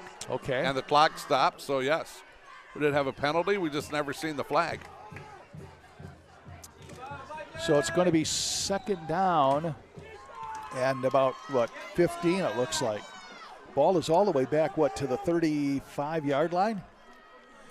This is Jolman handing off. Nope, he's going to keep it himself. The quarterback, Colin Jolman, and nowhere to go. Boy, we sound like a broken record, but what a defense by the Whitehall Vikings. Yeah, I'll tell you what, I want to find that guy at the bottom of the pile. Here we go. First guy there was Jackson Cook, and then Everett Napier also in there. Those two guys doing a really good job of wrapping them up. I think we are going to have Whitehall with a timeout. So Whitehall will take a timeout because there is 1:35 left in here, and they're figuring at 3rd and 17. They got an opportunity to get the ball back and maybe do some more damage here, already leading 17-6. Yeah, we got another update from Arlene. Thank you. Muskegon 14, Coopersville 7 in the 2nd quarter. So the Big Reds go for 2 touchdowns in a row here after spotting Coopersville 7. I'll tell you, when you listen to Muskegon scores, you don't get all bent out of shape when you hear the first score and it's the other team that's leading, do you? No, I tell you what, I talk to Shane every week, and it's like, what's up with this team? And he goes, I don't know. I've got no answer. We've tried everything. He says, in the past they'd get up 35-0, and then they would cruise to a victory. And this is one of those teams that things don't work well for them in the first half, and then they come out and score in every possession in the second half. Right. Driving rainstorm here in Whitehall. The rain is back and has been back for quite some time, and that has made a difference in this one in turnovers. John, we want to welcome in Dylan Darga. Listening, you and John tonight. Keep it up. All right. He says, I sound phenomenal as always. Thank you, Dylan. Dylan says, go Trojans. Great help to us during soccer season. Yes, sir. He knows the sport. Back to pass now is Colin. Oh, and it's going to be incomplete. That was no flag down. Ooh. No flag. Wow, that was close, too. Cody Nash going between 2 defenders and was looking for a flag but did not find one, and now it's 4th and 17. Tell you what, we got the official kind of talking to the some of the Fruitport guys, walked right up kind of to that interior line. And don't know what they're talking about, but they was definitely turned and went right towards them. So it's going to be 4th down and 17, and you have to think this is a punting situation. I mean, you're still with yep, it is. Here comes the punting team. Arlene reporting South Christian 21, Unity Christian 14. South Christian's retaking the lead there. Yes, 21-14. Okay. They are the favored team. If whoever would win here would wind up, if it's South Christian that wins, they would host next week. So it'd be a road trip for whoever wins this. If Whitehall would win and Unity Christian would win, it would be back here at Whitehall. Not sure what the point situation is like for Fruitport. Here's the punt. It's going to hit down now, and it is picked up. Is that Boley? Yep, it's Boley. He's up to the 40, 45, 50, down to the 45, 40, tightrope walking. And, man, I'll tell you what, he has got the guts of a gambler, doesn't he? He reminds me, and we're going to go back a long time, John, he reminds me of Lem Barney. Yeah. Hall of Fame defensive back, punt returner for your Detroit Lions. Boy, he is. And Lem Barney would run right into a pile of guys and pick the ball up and take off with it. Ball's going to be at the 41-yard line of Fruitport. Yeah, Boley is one of those guys that you're saying, no. Yeah. I mean, he just makes things happen. Sometimes, maybe not the way you'd want it to happen, but more times than not, it is that way. He's got a riverboat gambler in him. 1st and 10 at the 41 with 1:12 left. Back to pass to Stratton. He's got Ayler trying to get some separation and did, but he led him just a little bit too far around the near sideline here. I tell you what, that's maybe he missed him by a little bit. You don't see him miss anybody by that far. Much. Yeah, they're spot on. 2nd down and 10. Ball at the 41. 1:09 left in the first half. It is Whitehall. Whitehall scoring 17 unanswered points after Fruitport was able to take advantage of a turnover and turn it into a score. Yeah, and they only had to go about 25 yards to punch that one in. And don't forget, Whitehall fumbled it on their own 10. This could have been even like 20-21. Or more. Stratton out of the shotgun, and he's going to keep it. Quarterback draw. He's at the 40. He's at the 35, 30, 20. No, but one man to beat, and he is into the end zone for a touchdown. 41-yard touchdown run. 41-yard touchdown run for Stratton. Let's go to Chance Monroe, Wesley Russell, and Shane Cook, the center and the 2 guards. They had a hole in there. My gosh, a hole is huge. Kyle seen that, and he was gone. Nice job by those 3, especially in the middle there. Good job by that offensive line opening up a monster hole for him to run through. 41-yard scamper for Kyle Stratton. 1:01 left, and now it's 23 unanswered points for Whitehall after falling down 6-0 to Fruitport early. Extra point attempt here by Landon Howe. Boley centers it. Shot is up, and it is good. 24 unanswered points now. 24-6. 1:01 left here in this first half. Yeah, I want to welcome in Kevin and Lynn Evans from the Upper Peninsula, rooting for their Newberry team here tonight. And I'll tell you what, that special teams again, and weather like this. Yeah. I mean, it was just pouring here just moments ago. It's let up here a little bit. Some maybe even stopped some.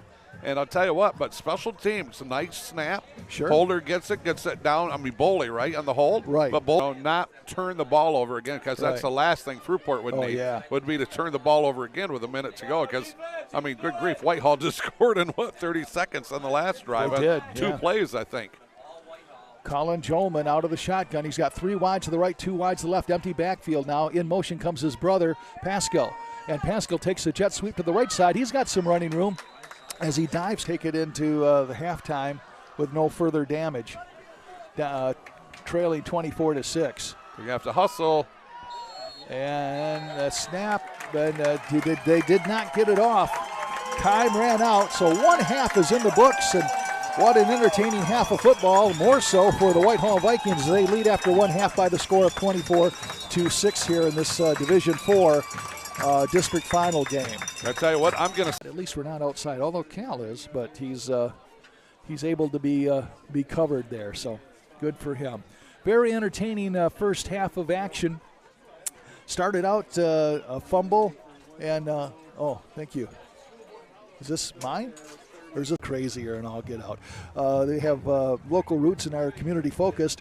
Located at 323 East Colby Street, Whitehall. Give Sarah a call, 231-730-0934. You know what, Cal? The thing that crosses my mind is I'm glad that we do not have the video cameras. That is true. Hold on. Wait, yeah. Oh, hang on a minute. Oh, hang on a minute. I gotta make sure this loads first. Oh, hang on a minute. I gotta make sure this loads first. Oh, Whitehall had a 3-and-out. Whitehall puts the ball on of far this season that have really scores. Yes. And, I'll tell you what, we are. Night, Billy Mann, Matt Tarquette, Jesse King. Yeah, can't do this without them neither. No. 219 Water Street in Montague, or the phone number 231-893-6655. Frankenmuth 24-0 over Swan Valley. Eric Mitchell's reporting that one. Putting your stuff down there? I tried. I mean, it was squishy for the beginning. Okay. But audio going in and out. No, so all right, sorry about that. No one's hearing me anyway. It's not your fault.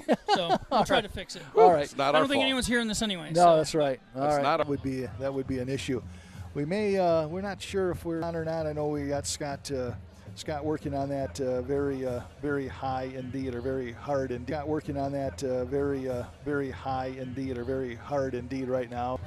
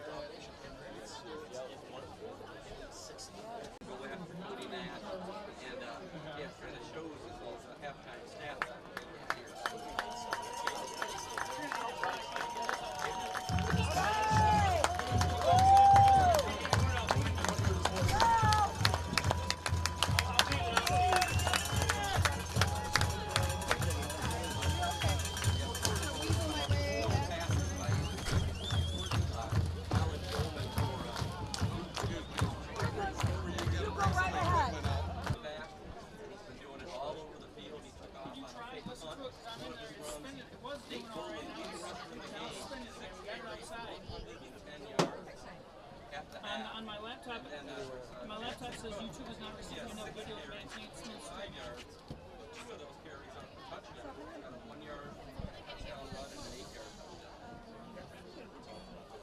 I had someone across the street, and then I had the house that was newly built, and almost across from you, those people use it.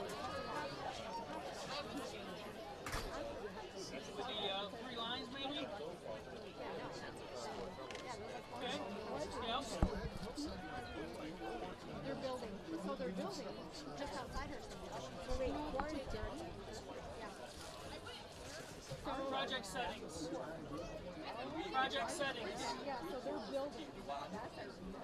Is project settings then? Yeah, they're right now. Get that? Believe me, if I had someone to move closer to my house, On the left? but I got no idea. Or on the right, the program? Oh, the program output bitrate? Just keep texting me. It's good. Just be assured.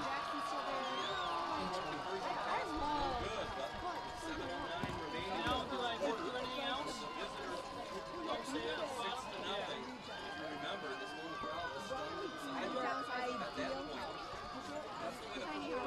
still says on the left screen, but I don't know how you miss it.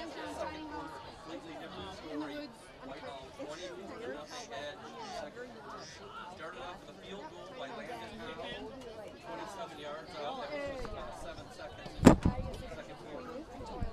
It's spinning right now, but I'll stay here until it's not spinning, but it still says error on the left, on the laptop. Barely broke the Now it's swing. spinning again. Got in. Howe's extra point was good, and Whitehall had its first lead of the game, 10-6. Yeah. Whitehall built on that. 2:33 remaining in the half. Jackson Cook It is. went 8 yards up the middle. Run Landon Howe with the kick. And it was just halftime, so I was on the phone. It still is halftime. They have been doing I don't have the gloves. I have 4 ended up being plenty of time. It's outside now. Found a hole through the right side of the line, 41 yards, with 1:01 remaining in the half. Landon Howe. That's the way the half ended. Whitehall 24. I'm facing the road. They're the new house.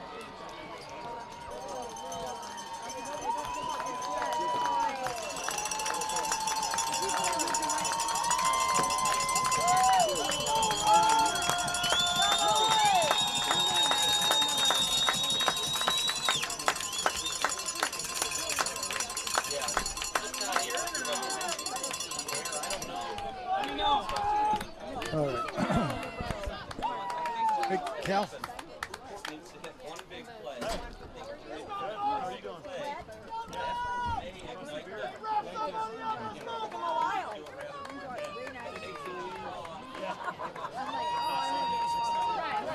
can't like stir the guys down like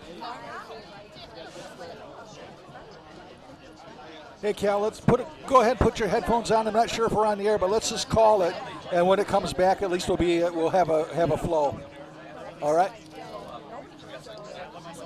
Okay. Oh, I got you. Okay. All right. Thanks. Yeah, bye.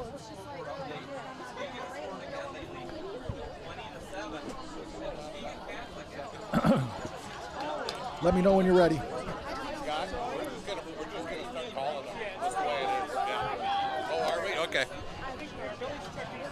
Okay. Here we go. Thank you. Are we? Yeah, it's possible we're back on. Okay. All right. Sounds good. All right. We're going to pretend anyhow. Hopefully we're back on here, having a little bit of technical difficulty on this crazy night. But I'll tell you what, Whitehall Vikings are not having technical difficulties here as we get ready to start the second half. 24-6 they lead, Cal. Tell you what, Whitehall just playing really well offensively, defensively. Both lines, linebackers flying to the ball. I tell you what, it's been a fun game here so far, and it's going to be. Fruitport needs a stop here. And it is the kickoff, and Whitehall has it. This is Nate Boley. Nate Boley is fighting his way up to the 40-yard line. We'll be first and 10. Too much turkey sandwich there? And I tell you what, Whitehall's going to have the ball. They're going to be moving left to right here, driving in the south. It's going to be first and 10. Looks like they will be placing the ball right about on the 40-yard line. So Whitehall with the ball, first and 10, moving left to right, driving to the south. How you doing there, partner? I'm told we're back, so. We're back. Yeah, we apologize if we lost during halftime, but hey, it was a good time for us to get a little bit of break here. First and 10, ball at the 40-yard line of Whitehall. Whitehall has it. This is Stratton. Stratton back to pass. Steps up, fires, looking for Ayler. Ayler finds him in stride all the way down to the 20-yard line for Trandon Ayler. And it is a first down. Where are they going to mark this? Inside the 20, it looks like, to, about the 17-yard line. First and 10 from the 17. I think that I was trying to find my glasses. I think with coverage back there defensively was number 8, Cody Nash. Yeah. So it's going to be first and 10. A big play there for Whitehall. Glad to be back with you. Yep. 11:43 left here. 24-6 in case you missed it. Tell you what, I can see the moon. Well, good for you. A little bit of a haze over top, so maybe it might clear out here for a little bit. We could use that, right? Some good news for a change. Stratton out of the shotgun. He's going to roll to his right. He's got some room. He's down to the 15, pushed out of bounds as he gets inside the 15, between the 15 and 10-yard line. Good hustle over there, number 84, Peyton Flores. He is a senior. Nice job by him, hustling down that line of scrimmage. John, you got to love it, bud. I got both rosters in my land. Yeah, I see that. I'm holding on to our antenna, and I got my binoculars. My phone's beside me. Yeah. My wife can never say I cannot multitask. Well, the antenna is probably one of the most important things right now, apparently. Yeah, way more important than I am. Out of the shotgun is Stratton. He's going to hand off up the middle, and I believe that's Cook. I'll tell you in a second, but he's down to about the 11-yard line. Trying to get a number 5 in there on that stop first defensively. That is Beardsley. That was Jackson Cook on the carry, getting the tough yardage. 2nd down and 4, ball at the 12-yard line. Whitehall has scored 24 unanswered points after going down 6-0, so it's 24-6 with 11 minutes left here in the third quarter. Yeah, I tell you what, going for 30 here, 30 or 31.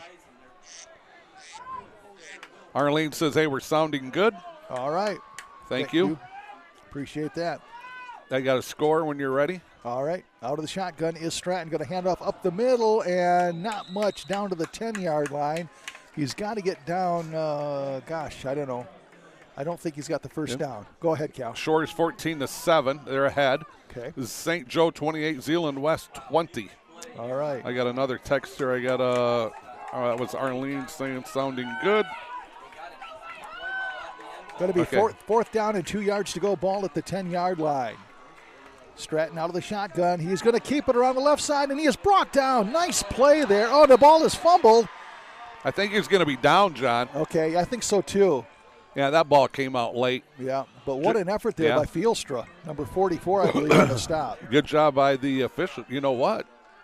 And then, now they're going to say Fruitport ball. Okay, so Fruitport comes up with it. It's 4th down. I'm sorry. My bad. Thank you. But Andrew B. Fielstra made the big stop there of Stratton to change the momentum and get the ball back for Fruitport. That got to 4th down quick on me because I was trying to find new scores, if we had any new scores. You got a lot of stuff going on there, don't you? So Fruitport's going to have the ball. They're going to be moving right to left. They're going to be driving here to the north. Ball's right about at midfield. 10-13 left to go third quarter. John Russell, take it away. Middle part of the field, ball's back at the 9-yard line. This is Colin Jolma handing off on the counter play around here to the left side, and the man's got running room here. He's at the 40, 45, 50, one man to beat, and he is off to the races. That is going to be Pascal Jolman, and Jolman has an 81-yard touchdown run. That's how quick he is and how quick Fruitport can turn things around here. I tell you what, first of all, it all started with that offensive line, especially on that left side. They had opened up a big hole there. He busted through that hole and turned on the Jets, and he was gone. Really nice effort out there by Boley to try to run him down at the last second, but what a run there by, was it Pascal you said? It was. And just a great run by him, that breakaway speed. Boley tried to catch him, but Pascal just doing a wonderful job of going about 80 yards for a touchdown. So, man, oh, man, just like that, a simple counter play turns into gold for Fruitport. They'll go for the 2-point conversion. 3 wide to the right, 2 wide to the left, empty backfield.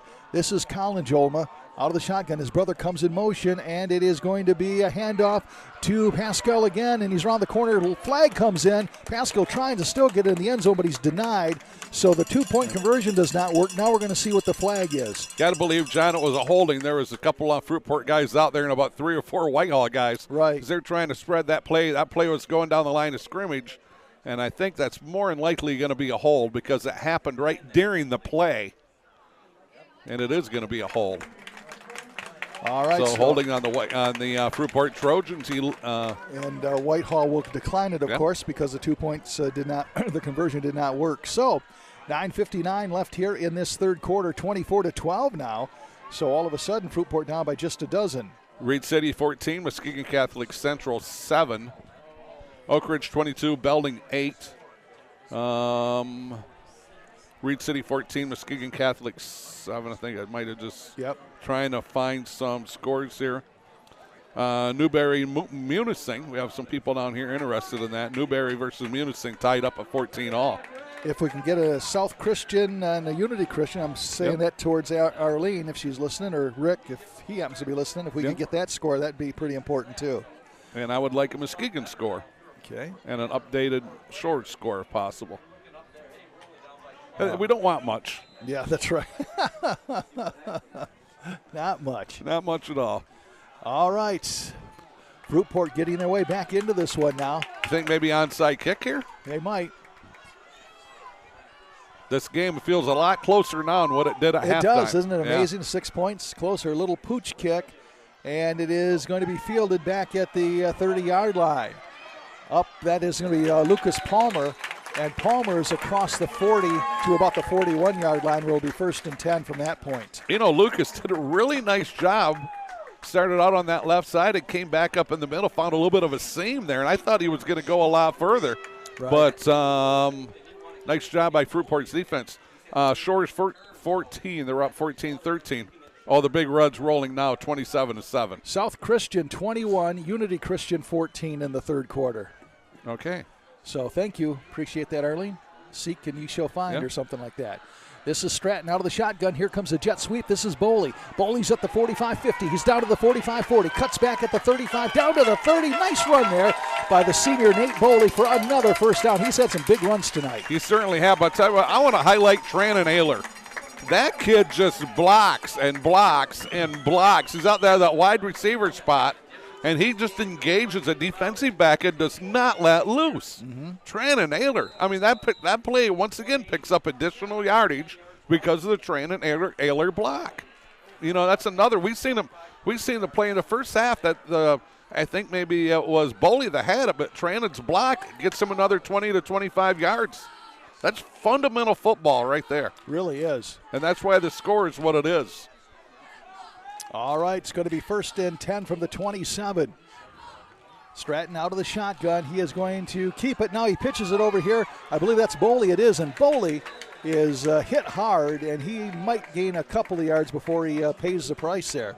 I want to talk about Chance Monroe here for a minute. Their center. Now I'm going to jinx him, okay? Okay. Not one bad snap the entire evening. Yeah. Chance Monroe, he's their senior center, and he has done a wonderful job tonight snapping the ball. Everything's been right to Kyle. And, you know, I tell you what, not favorable conditions here for center tonight. He's done a great job so far. It's going to be 2nd and 8 from the 25-yard line of Fruitport. Whitehall on top, 24-12. Man in motion, handoff up the middle. This is Cook. No, it was a fake. 6 outside. It went out to Kamar Reddy, and Reddy, I bid on the fake to Cook. Cook was stopped up the middle, but it was a counter play or a reverse out to Kamar Reddy, and Reddy gets a first down, doesn't he? Yeah, Pascal over there doing a great job of wrapping him up, getting him out of bounds, but not before he gets that first down. Really good hustle over there, though, by Pascal. Great misdirection there. Yes. Had me fooled, and some Fruitport players fooled as well. That was the more important part. 8:27 left in the third quarter. 24-12. Whitehall looking for more.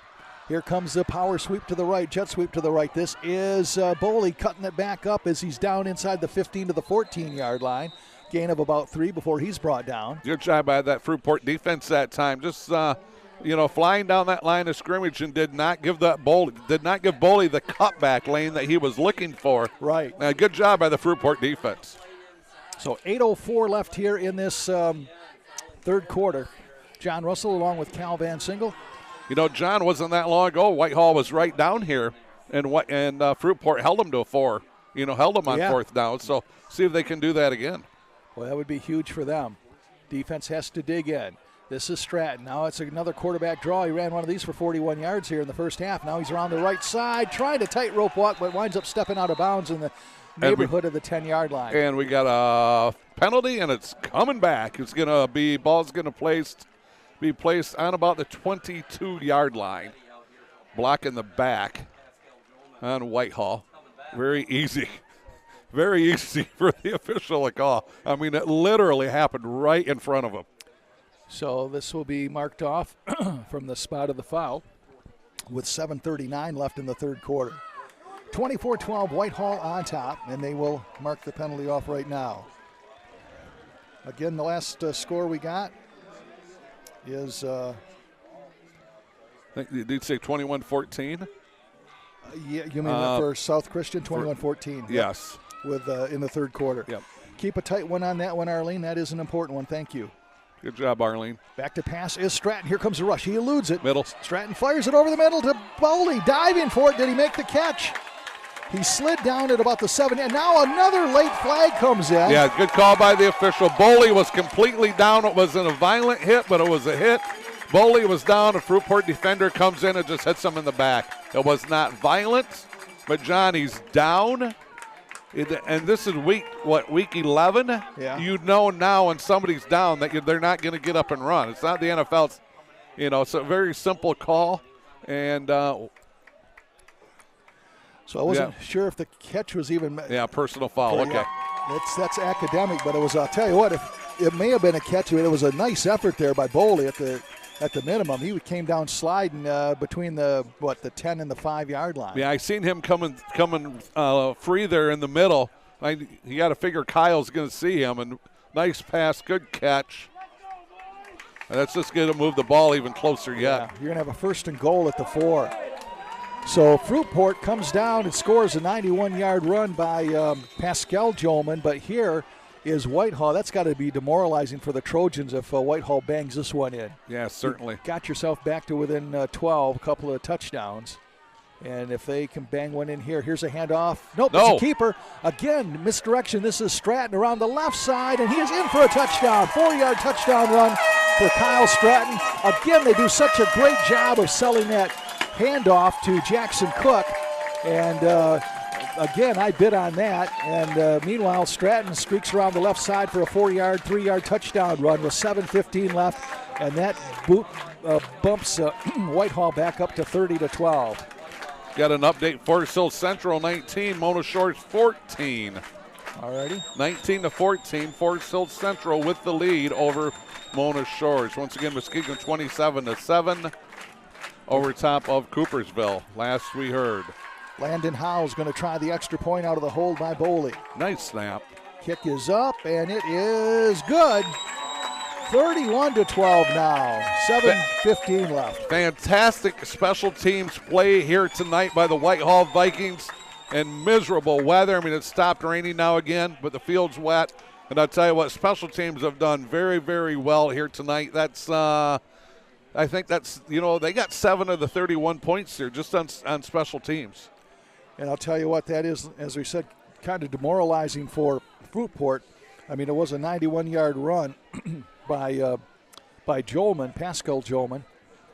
And meanwhile, Whitehall puts together a drive and caps it off here with another touchdown. So as close as 12 points was, now all of a sudden it's back to 31-12, and it seems and it is a spread.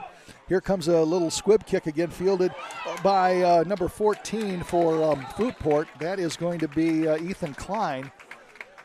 And Klein doesn't get much of a return, but the important thing for Fruitport is he hangs on to the football. Jason Smith with a tackle defensively there for the Whitehall Vikings, and Fruitport's going to have the ball moving right to left, driving here to the north as we have 7:11 left to go here in the third quarter. Whitehall 31 and Fruitport 12. John Russell, take it away. I want to thank again our technical crew, Scott DeCamp helping us out, getting us on the air, and with the support of Bill Mann, I believe.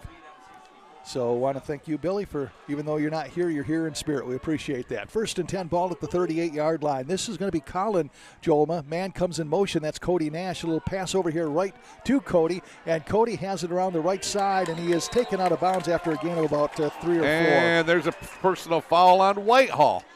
15 yards will be added to the tackle out of bounds. Very easy call for the official. Boy, the officials are... they're on top of it. Nothing's getting away from them. Good job by them. I don't know how many personal fouls we've had tonight, but it's been both ways. Yeah, this crew's done a really good job. I mean, you're not getting away with anything. I mean, they're right on top of it. So that is going to move the ball all the way inside Whitehall territory to about the 47-yard line. So still plenty of time. 7:04 left in this third quarter. Whitehall is up 31-12. Fruitport scored first and then scored again here first in the third quarter. But Whitehall's been pretty prolific.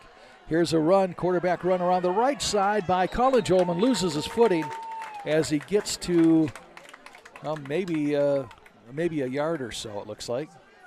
Trying to find some guys who are coming off that pile late. And that looks, about dropped my binoculars. Don't do that. Yeah, no, Boley over there and Napier, Everett Napier. I got to get a new pair. These things are getting old. Those are some high-dollar binoculars. They were back in the day, but they'll be slowly becoming antiques now compared to what's out there. All right. 2nd and 11. Actually, it was a loss of a yard. Handoff up the middle. This is Pascal Jolman, and he is caught for no gain, and it's going to be 3rd and long. Boy, they have done, except for that 91-yard run, yeah, they have done a real nice job on him tonight. Kamar Reddy over there, and a host of guys also. Grayson Shepard, and somebody else was a linebacker. I couldn't get a number.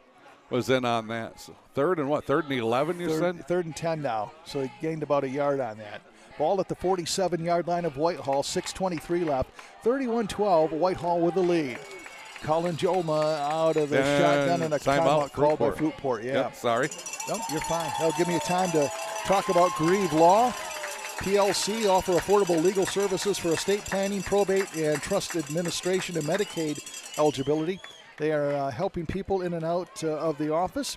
Services are client-focused, and they're transparent with the process from start to finish.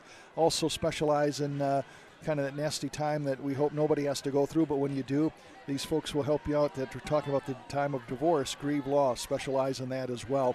Located at 2320 Lake Avenue, North Muskegon, or call them at 231-571-0757. Trying to find if we have anything current. We've reported everything. We are up to date so far. Yep. Forest Hills Central 19, Shorts 14. Go ahead, John. All right, it's going to be 3rd down and 10. Fruitport after the timeout, ball at the 47-yard line. This is Colin Jolma back to pass, has time, and the ball is, I think it was caught, but short. Yeah, it's caught by number 17. That is Bobby Canfield, and Canfield is going to be, boy, he's close. Short. Yeah, but he's short. Is he? I think like almost a yard. Yeah, so it's going to be 4th down at about a yard. Clock's going to keep on ticking, down to 5:55 left to go here, third quarter. Big 4th down play here, 4th and 1, ball at the 38. Wide out here to the near side, 3 wide outs to the right side, empty backfield. They have a man in the slot to the left side. Jolman at quarterback. Has his brother come in motion, and it is going to be a handoff to Pascal Jolman, and I believe he got the first down. I think he but does. Just by the skin of his teeth. Yes. Hair of his chin. Jackson Cook was the first one there, I think, defensively for the Whitehall Vikings. So a big first down there for Fruitport with 5:28 left. Arlene reporting now Gladstone 22, Manistee 14 in the third. So Gladstone woke up. So Manistee had I think a touchdown lead on them. Yeah, they were in the second quarter, and Gladstone now coming back. So last we've heard, of course, we have Whitehall leading here. Oak Ridge was leading their game, and so all in all, Manistee goes down. It was a pretty good night for the West Michigan Conference. Here's a counter player, a jet sweep to the right side by Jolman. That's Pascal Jolman. He's down inside the 35 to about the 34-yard line. It's going to be about 5 or so yards, maybe 6 yards shy of a first down. Jackson Cook leading the way there defensively, I believe. 4:44 left. Every possession like gold now for Fruitport. Todd Scoop Hansen reporting Reed City 14, Muskegon Catholic 7. Okay.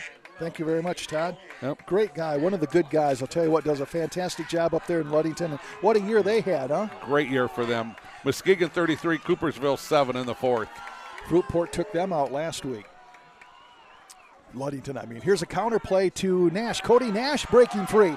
He's down to the 25, down to the 20, 15, and he goes out of bounds at about the 13 or 14-yard line. A big first down there for number 8. That's Cody Nash, and he is quietly having a good night as well. Yeah, and Grayson Shepard, also number 8, right over there to help him out of bounds. And nice job there by Shepard of saying, okay, I got you out of bounds. I'm not even going to touch you, but I'm going to make sure you're getting it out of bounds. A smart play by Shepard. Sure. You certainly don't want to pick up a penalty there and move him even that much closer to the goal line.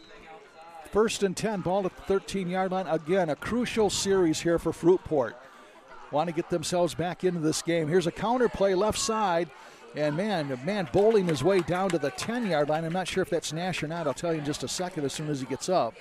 Palmer, Jaden Eltgerbers, and Everett Napier in on this stop. That was Nash on the carry again as he's close to the 10-yard line. So he is going to be, 2nd down, and it looks like about 7 or 8 yards to go for a first with 3:47 and counting.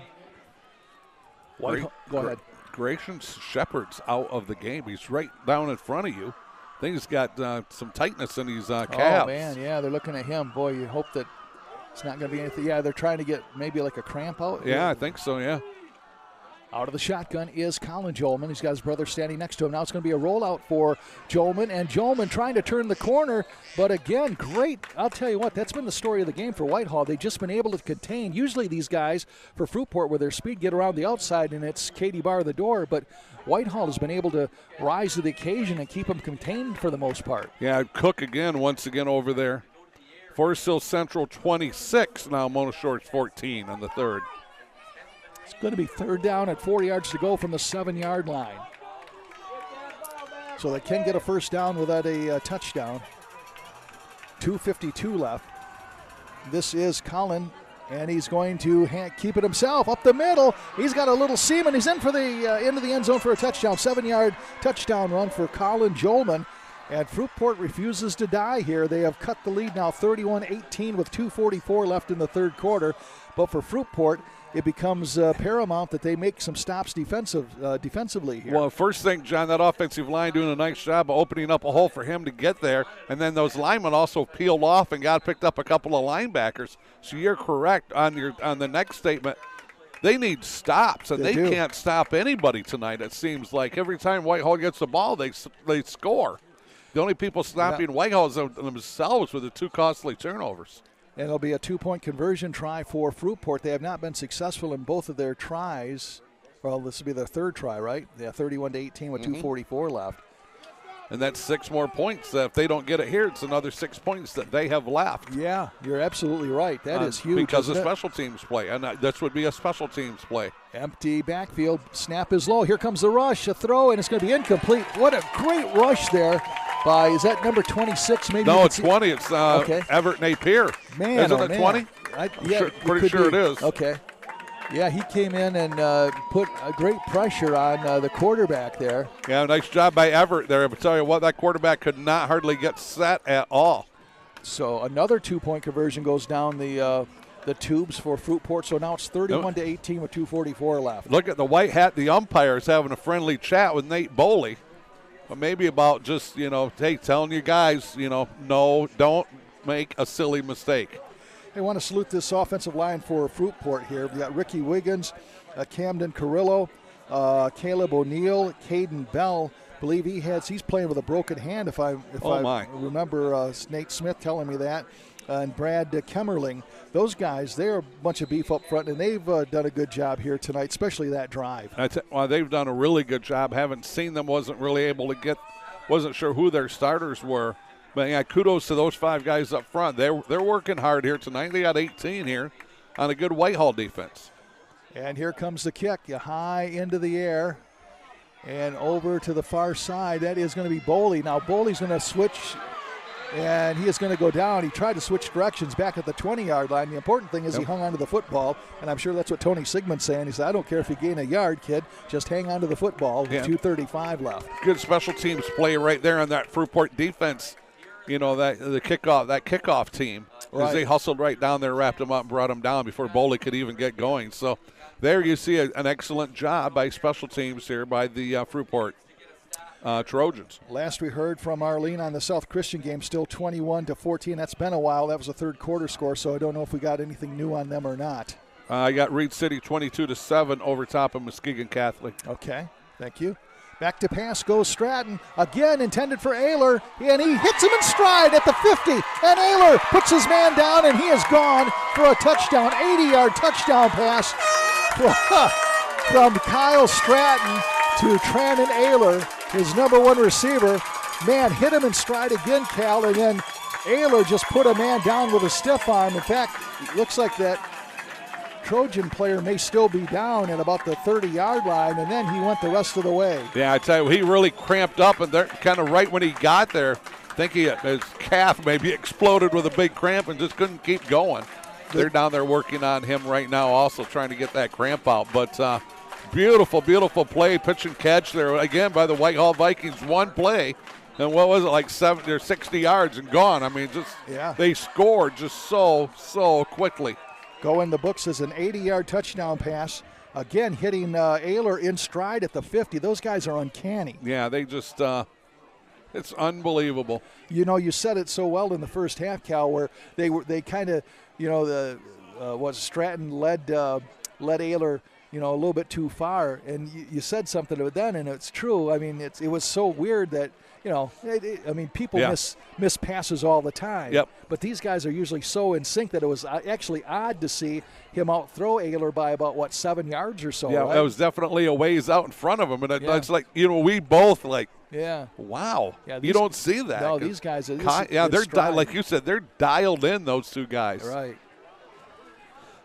So an extra point attempt, and as futile as the 2-point conversion has been for Fruitport, the 1-point conversion has been successful for Whitehall. How's that for a jinx? But I can't even jinx them. That's how good that extra point team is working. As Landon Howe bangs another one through, 38-18 with 2:25 left here in the third quarter. Yeah, just a really nice snap, nice hold placement there for Howe, and he just, that's got to be off at the high school level, like 1.5 to 1.8. At the collegiate level, I think it's 1.2 to 1.5 seconds from snap to ball is gone. I think they give you a little bit more time at the high school level, but Whitehall tonight, it's been phenomenal on that PAT. They're just doing a great job with it. Well, they really have, and I'll tell you what, it has been something to watch for sure. We'll do this kickoff here, and got another couple of folks who want to talk about here before the night wears out. This is McDowell putting his foot into it, and it is going to be dropped by and then picked up by Cody Nash. Nash has it to 20. He's up to the 25, 30. Look out here. He's at the 40. He's at the 45, 50. He's down to the 40, down to the 35. McDowell to beat. Chasing him is going to be Lucas Palmer, but he's not going to be able to catch him, and that is going to be a touchdown. That's going to be about an 80-yard touchdown return. We have got the fireworks that we thought we might have. Oh, my. Johnny, you took the words right out of my mouth. Where are the fireworks going off? What an explosion of points here in the second half. Looks like he was going to get bunched up and tackled at about the 30-yard lines, about 10 yards into that run. And then all of a sudden, he just kicked it in, and we said speed kills. I mean, this Fruitport team, these guys can fly. Cody Nash, certainly evidence of that. And here is, again, you think about all those missed 2-point conversions. We got a 38-24 game here. They're going to no doubt try the 2-point conversion again. But, Fruitport just keeps trying to claw their way back here, but they just cannot make a stop defensively. No, never give up, man. They never give up, kids. I got a score for you after this play. All right, this is going to be Colin Jolman out of the – he's going to actually be up under center now. And he is going to pitch it to his brother, Pascal. Pascal tries to turn the corner. Now he cuts it up, and he is into the end zone for a 2-point conversion. I believe that's the first 2-point conversion they were able to convert tonight. You're correct. And now you have a 38-26 game here. And we're back to a 12-point game, right? Yes, sir, we are. You got a score here, South Christian 21, Unity Christian 14. So no scoring there in that game for quite a while. Rick Hickman reporting Reed City 28, Muskegon Catholic Central 7. 7:46 left to go in the game. Want to thank Scheid Plumbing, Heating, and Cooling. 35 years of experience. Our technicians provide honest and personal service for you and your family, business, or home. They're located 990 Industrial Park Drive, Whitehall. Give them a call, 231-894-9760. Scheid Plumbing, Heating, and Cooling. Thank you very much. You know, one of the things that we talked about was, boy, these two teams could really cook the offense, but with Fruitport having their troubles on defense this year, were they going to be able to stop Whitehall? And that actually is kind of the difference. Yeah. I mean, it was kind of rough going for Whitehall a little bit during the first half at different times, but now they have just hit their stride, and they're scoring pretty much like we thought they could. Want to welcome in Todd Scoop Hansen, listening tonight from Ludington. Welcome, Scoop. Glad you are aboard with us tonight. Wish you were still working. I know you do too. This is Boley. Boley's going to break free. Do you believe this? He's at the 50. He's at the 45-40, down to the 35. He is gone. Well, one man to beat. He's tripped up, but he gets into the end zone. That is going to be about an 80-yard touchdown return. My goodness, what's going on here? That might be a first. Wow. Back-to-back kickoff returns. Isn't that wild? Oh, my, Johnny, wow. I've never seen it. I can never remember seeing that. 28 years of doing this. Back-to-back. Oh, my goodness.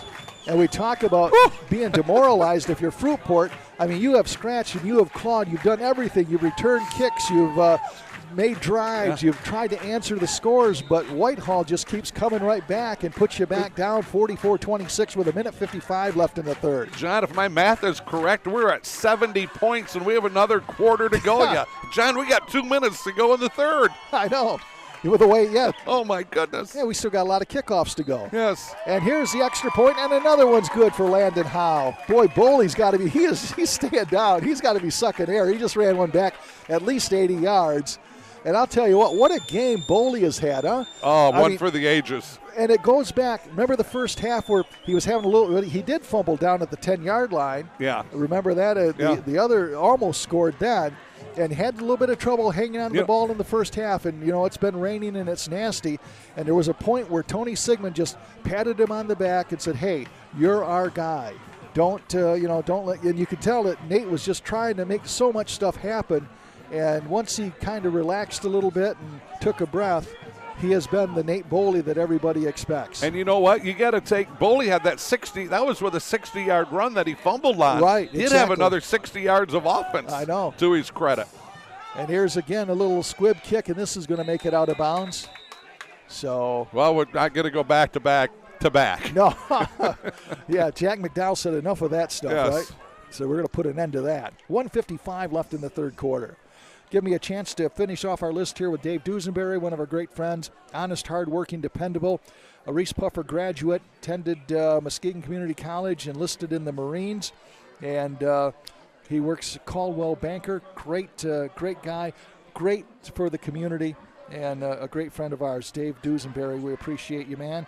Give him a call, 231-670-6253 when you're thinking about a loan. The Dews. You betcha. One of a kind, yeah. Huh? And, Veterans Day coming up, so make sure you thank Dave Dusenberry, former Marine. All right, let's see what Fruitport can do. Like I said, man, these kids, you got to give it to them. They are battling back, but, boy, Whitehall's not letting them up. Here's a pass over here to number 17. That's going to be Bobby Canfield, and Canfield has it near the 40-yard line. He's going to be about 5-6 yards short of a first. Jaden Alt-Gilbert's right there, along with Kamar Reddy making the stop. Jaden Alt-Gilbert is one of those unsung heroes we talk so much about, especially defensively, but they can put him in. They'll put him in the slot offensively, or he'll run the ball. He'll catch you a pass. Tony Sigmund says this kid will do everything that we ask, and we ask a lot sometimes. There's a handoff, and he is going absolutely nowhere, caught in the backfield. I believe that's going to be Pascal Jolman. Yep. Bottom of that pile over there is all Gilbert's again, John. Holy, it's back-to-back for him. So Caden Waller in there. And I think possibly also 74, Shane Cook, going both ways. Some of these guys go both ways out here. Wesley Russell's another one going both ways. Pascal Jolman, over 300-yard game this year. This kid is just a machine. 2,000 yards rushing this year. 3rd and 5 ball at the 40-yard line. Little counter play up the middle. And that is going to be, again, Pascal, and he is finding the going tough. Whitehall for the moment. Now, you're not going to stop this kid forever, obviously, and he's had some big runs tonight. But by and large, they have really kept him in check, haven't they? Well, they haven't. He doesn't. Does he have over 100? Well, he's. Who busted the big run? Was that him? He did, yeah. So then, he's well over 100 then. Yeah, because he had 91 on that carry. Yeah, he's probably at that 140 mark. 150 maybe.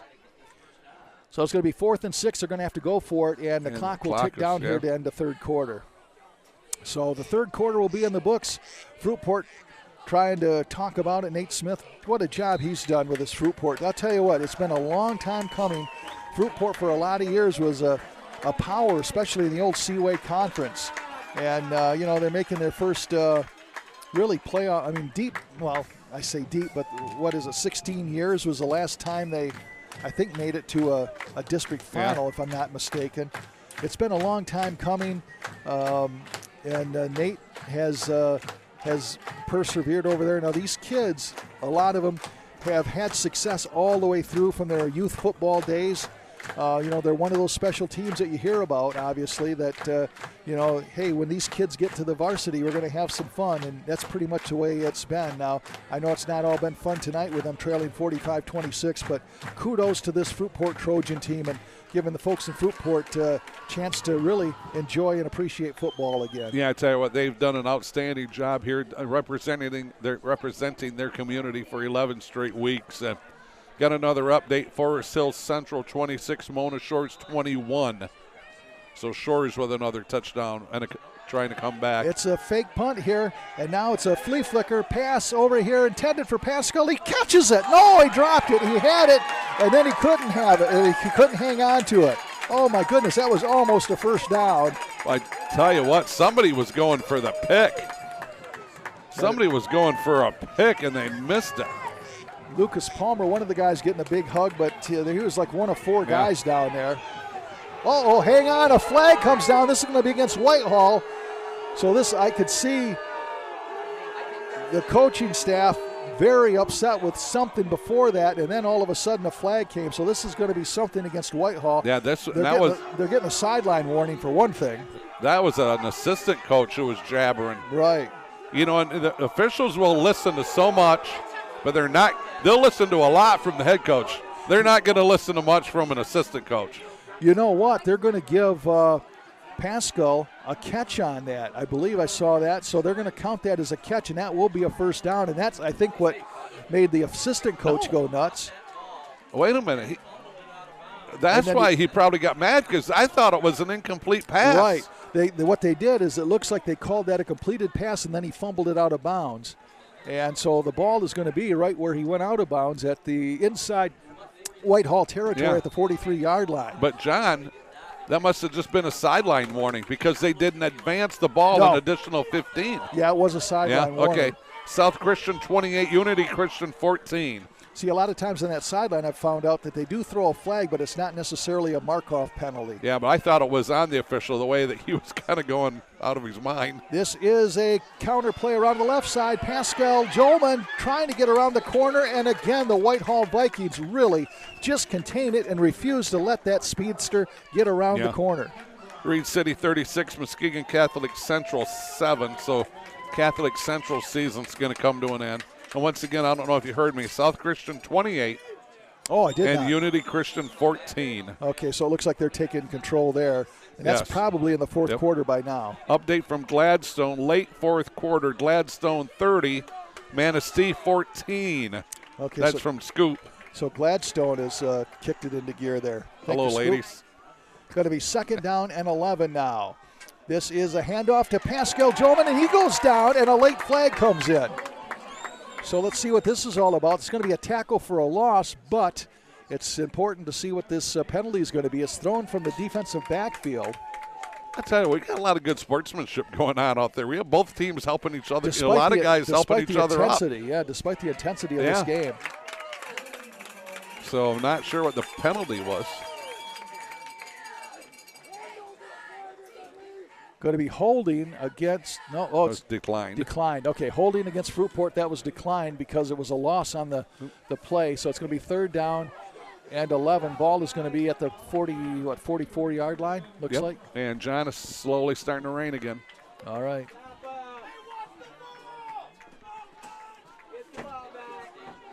Third down and 12, 10:58 and counting.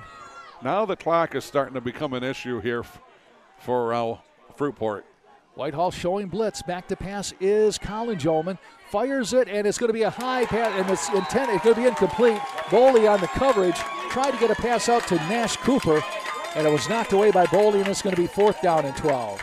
Great, perfect pass defense right there by Boley. He's having the game of his life. Thank you, sir. Grayson Shepard trying to get loosened back up. He's been out there. He's been out now for a little bit. Right. So another big 4th down play here for Fruitport. 4th and 12, ball at the 45. This is Jolman out of the shotgun. Jolman dropping back, a little screen pass to his brother, Pascal. Pascal loses his footing, but stays on his feet, fights his way down to the 35, still on his feet to the 30, and he has a 1st down. That was all Pascal Jolman on the screen pass from his brother. Did you see those 5 linemen downfield blocking for him? Nice job by that offensive line, man. That was a train coming down through there. They pick up almost 15, 20 yards on that play. Well designed. Yep. Well executed by the Fruitport Trojans. Again, that line of Wiggins, Carrillo, O'Neill, Bell, and Kemmerling. Yep, thank you, John. 1st and 10, ball at the 30-yard line. Boy, Fruitport just keeps right on battling. And it's going to be a keeper by the quarterback. That is Jolman, and Jolman pushing the line as he fights his way to the 25-yard line. So it's going to be a gain of 5. It'll be 2nd and 5 with 10:15 left here in the game. Boy, oh boy, they have really punched and counterpunched here. You have not had a lot of success on the 2-point conversions. Like you say, that's leaving, another dozen points out there, right? Or something like that. No, 6, half a dozen. Half a dozen. Yep. Got too carried away there. That's okay. But that's still. Well, it's 6 points, puts them at 32. Right. 32-45. And this is Jolman. This is Colin Jolman, a quarterback keeper, and he fights his way to the 20, and he is close to another Fruitport 1st down with 9:42 left. Over there defensively, first one there is Alt Gilbers, and then Napier, Everett Napier coming in. I tell you, John, I think I've figured out any of our issues from now on going forward is I have to hold the antenna. That's what it is. That's what it is. Yeah, I got to hold the antenna. I got to hold the antenna in one hand. In the same hand, I have both rosters, the phone's beside me. Right. And I have my binoculars in my right hand. Other than that, I'm not doing anything tonight. Don't forget carrying the equipment. Right? And carrying the equipment. Yeah. You carry me, I carry the equipment. Forest Hill Central 33, Shores 21. What's that? Say that one more time. I'm sorry. I love it when you listen to me. No, I heard Forest Hill Central 33, Shores 21. Wow. Okay, might be end for the Shores journey, right? Did your teachers have to repeat everything twice? Passover, no, but I paid attention to them. Here's an incomplete pass intended for number 24. That's Dayton Campbell. Is that what that was? You paid attention to them? Right. Okay. No, I heard this. I heard the 2 schools, but then so I perked my ears up, but I didn't hear the score. Wow, so that's going to be a ding. Okay, you're going to take Shores out of the equation. Muskegon Catholic's going to go down to defeat. You're going to have Oak Ridge left and Fruitport, and Whitehall left. And Muskegon. God, good grief. Man, we're going to all be fighting for booth space between 2 teams. Here's a pass over the right side, and it is intercepted by number 11. That is going to be Trannon Ayler. So he scored a couple of touchdowns and got a pick down at the 5-yard line with 8:45 left. Ayler playing safety back there, just doing a nice job of reading that play. Pass was a little high. Ayler slides in there with a nice clean pick. Nice job there by Trannon Ayler. So 8:45 left in this one, and Whitehall will have the ball 1st and 10 at the 5-yard line. And Ayler's a junior. He will be back again next year. As will their quarterback. Yeah, as well. A lot of these guys, Mac's going to be back. Trenton Tenbrock will be back. Right. Yeah, Camden Rake will be back. And we understand they still got some reinforcements coming from the lower levels. Yeah, I take that back. Rake is a senior, my bad. Okay. So 8:45 left in this one, 45-26. Fruitport threatening again, but this time the drive turned away on the interception.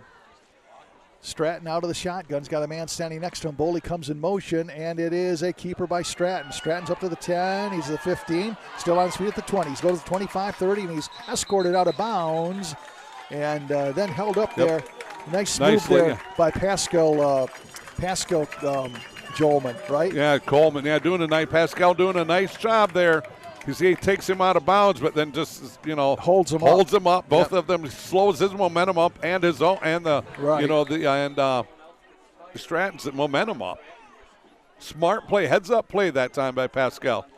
So it's 1st and 10, ball at the 34, 8:26 and counting. Got a score for you after this one? Stratton out of the shotgun. Stratton now steps up, fires it, looking for Thompson. Thompson goes up high and cannot pull it down. As we have Nash on the defense, Cody Nash doing a good job.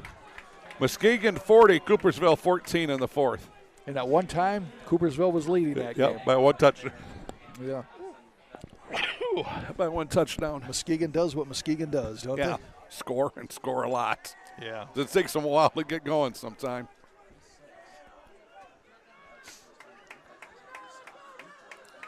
All right.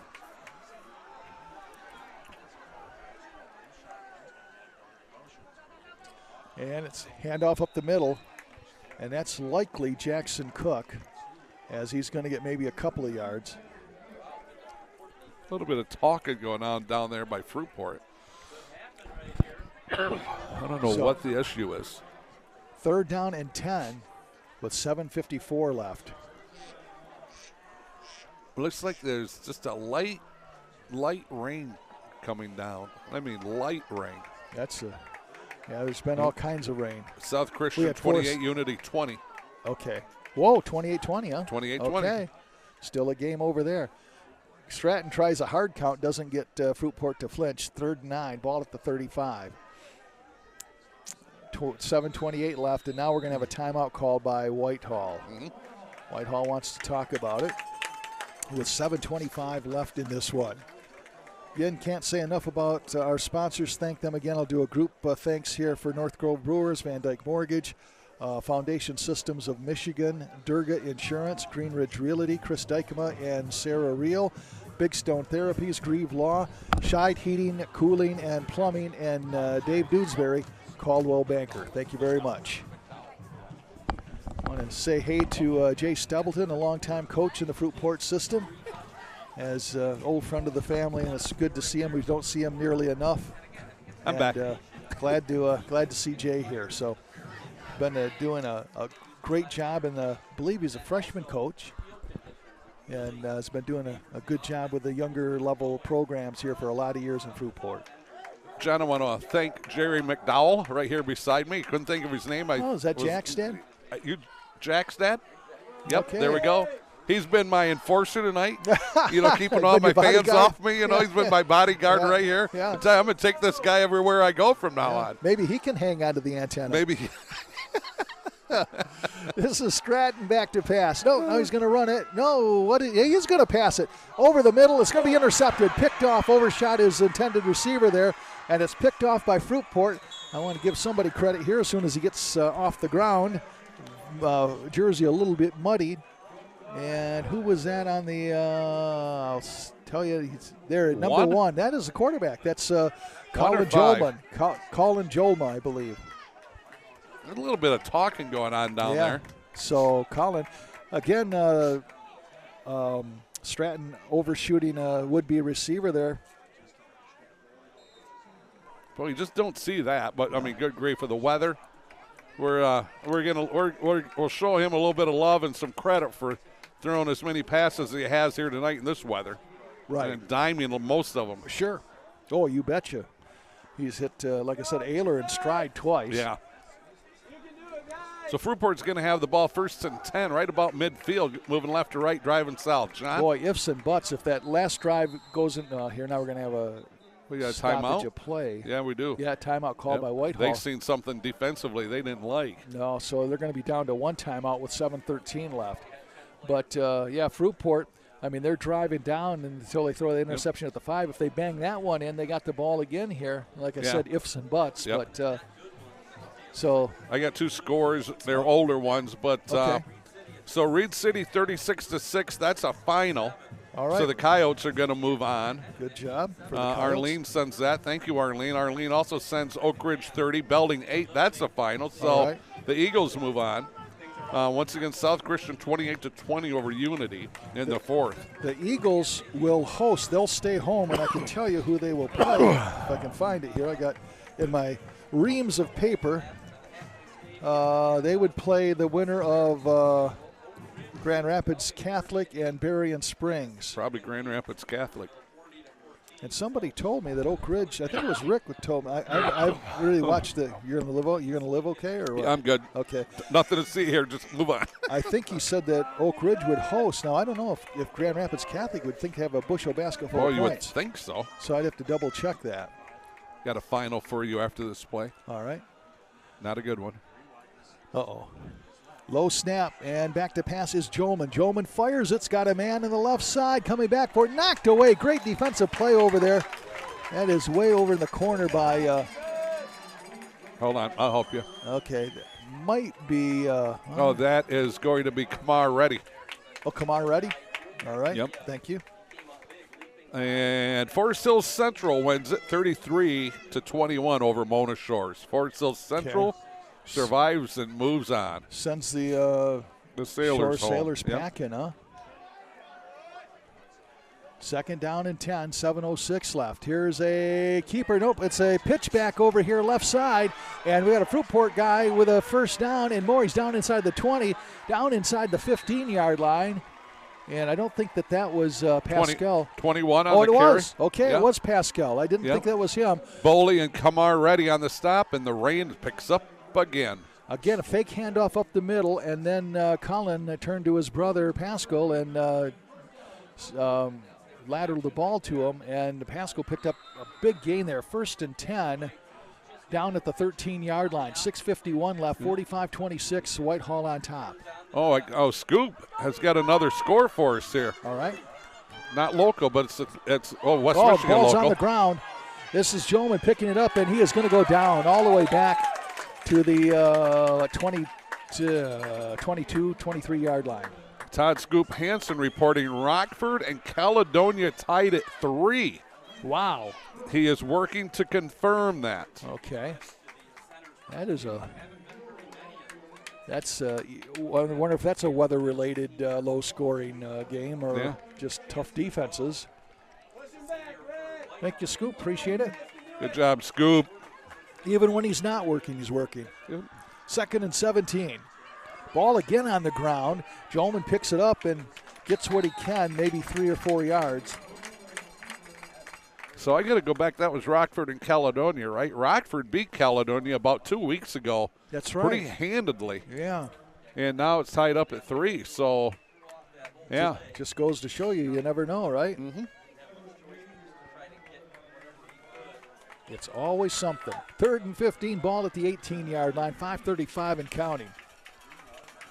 45-26, Whitehall with the lead. Fruitport trying to keep their hopes alive. Again, a ball just kind of rolled back to Jolman, fires a corner of the end zone. It's picked off again, and that might be Kamar. Yep. And here he comes. He's up to the 10, and he gets across the 10 to about the 11 before he's brought down. So Kamar Reddy, is that his like the 2nd interception tonight? I I'm not think sure. it is. He's Okay. been involved in so much. It's hard to has. remember what, he's done so many things. Yeah, Kamaro's had a heck of a night tonight. What is he? He is another junior, so he's coming back. Oh, I thought I was hearing a whistle. It's a whistle, but it was a whistle from a fan. A fan whistle. A fan whistle. 1st and 10, ball at the 10-yard line. Whitehall has it, 5:14 left, and Still raining, but lightly. all right. But rains light, rains heavy, rains light, stops, rains again. We might be in for a mess tomorrow down in Ithaca, huh? Yes, but that's okay. Wind and rain. Wind and rain. And we might be outside. This is Boley. Boley's had a heck of a game, and he is going to muscle his way all the way up close to the 20-yard line. And if he gets to the 20, it'll be a first down, but I don't think he's quite that far. Oh, yeah, he is. Yep. Here we go. Scoop is right. Rockford and Caledonia in overtime, tied at 3. Oh, my goodness. Oh, it's more like good job. Good job, Scoop. Yeah. Arlene's got a score. Okay, that was just a 5-yard gain. I was a little confused there. So Gladstone 36, Manistee 14. That's a final, but good job by Manistee this year. Yeah, you betcha. They had a really good season for them. They did. Well, at least my prediction will come true now. It's going to be 2nd and 5, ball on the 15-yard line. Man in motion. It's going to be a jet sweep around here to the left side. That is Kamar ready, I do believe. Yes, he is. He's getting a big piece of the action. It's going to be stopped for no gain, maybe a loss. Beardsley runs him out of bounds from Fruitport. Fruitport player getting up really slow. Right now, Tony Sigmund's going, I really didn't want you to run out of bounds. Yeah, 4:17 left in 3rd and 10. Well, that's number 44 getting off the field. That's Fielstra. That is going to be. So Eric Mitchell reports Grand Rapids Catholic Central will be home next week playing Portland. Really? I don't know if that's right or not. But that's what he just texted me. Did he? Possible. Who was I talking about? You thought it was great. I had them playing. I might be wrong. I had them playing Berrien Springs, but I might be wrong on that. So I guess I don't know. Yeah. Pass to Boley, incomplete. That may be my bad. So it's going to be incomplete to Boley with 4:10 left. Okay. Well, that makes more sense because Rick had told me that Oak Ridge, if they win, they're going to be home another game, and I just thought, man, if they're facing Grand Rapids Catholic, I would have thought that Catholic would have been hosting. So I've got that other bracket screwed up. My fault on that. It's okay. You can carry the equipment back to the truck tonight. Right. 4th down and 10. 4:10 left in this one. We've lost a couple of teams tonight, LT. Crusaders and the Sailors. And this is going to be Boley, little rugby kick here, and kicks it. It's going to hit at about the 30. Take a roll up across the 35 to the 37-yard line with 4 minutes left. Well, John, if this game stays true, which I got to believe it will, for the first time in many years, you and I will not be together next Saturday. Oh, that's right. right. If the game's on Saturday. You're taking the day off. Well, for a sad reason. Lost one of our good friends. Yes, and been so honored to speak at his memorial service. So I won't be around next Saturday.